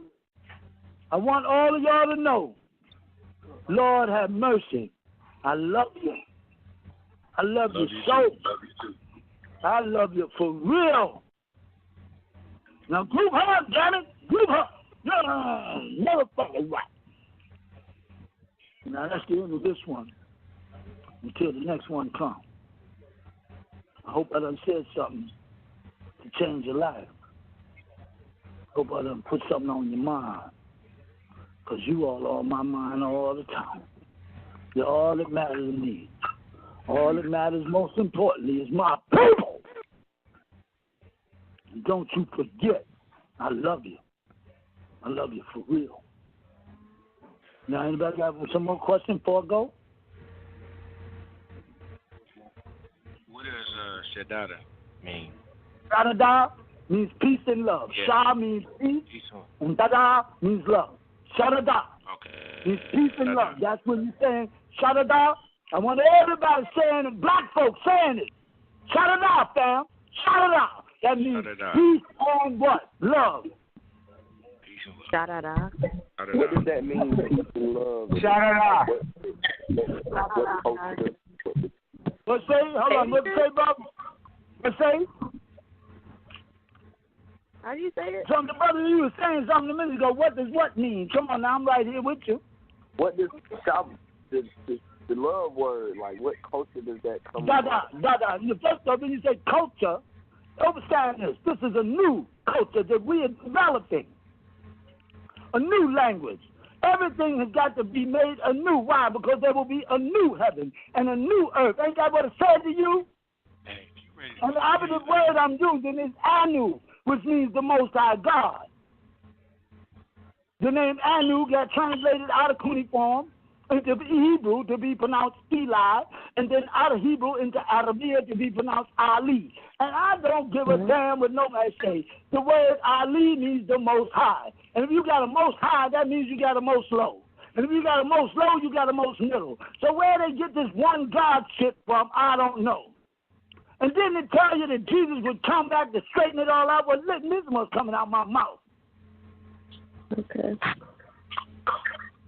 There wasn't no one God, monotheist, man, please, sister, man, come on.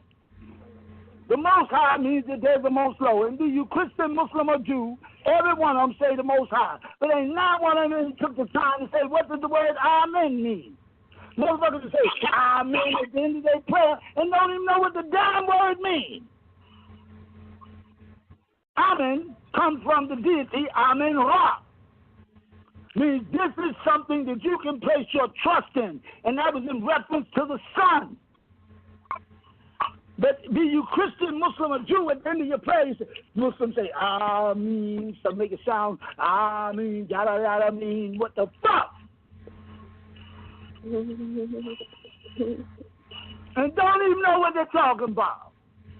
Christians, Amen, Amen, Amen. Nigga, get your head right. Amen is my brother.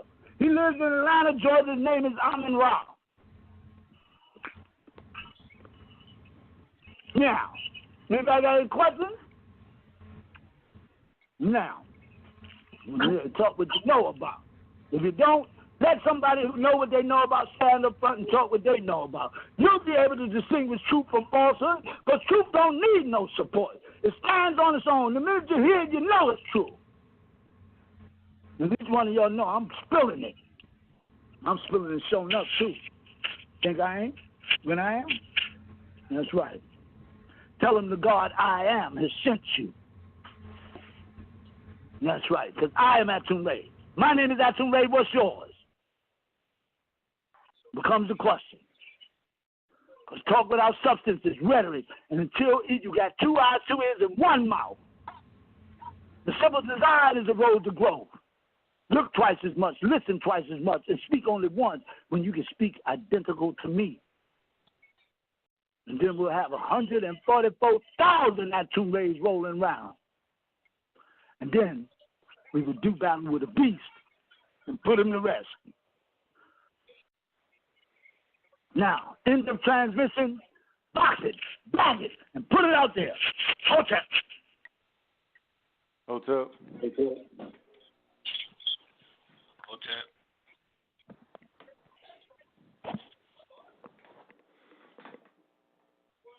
Peace, family. Peace, family. That concludes tonight's call. I do appreciate the patience.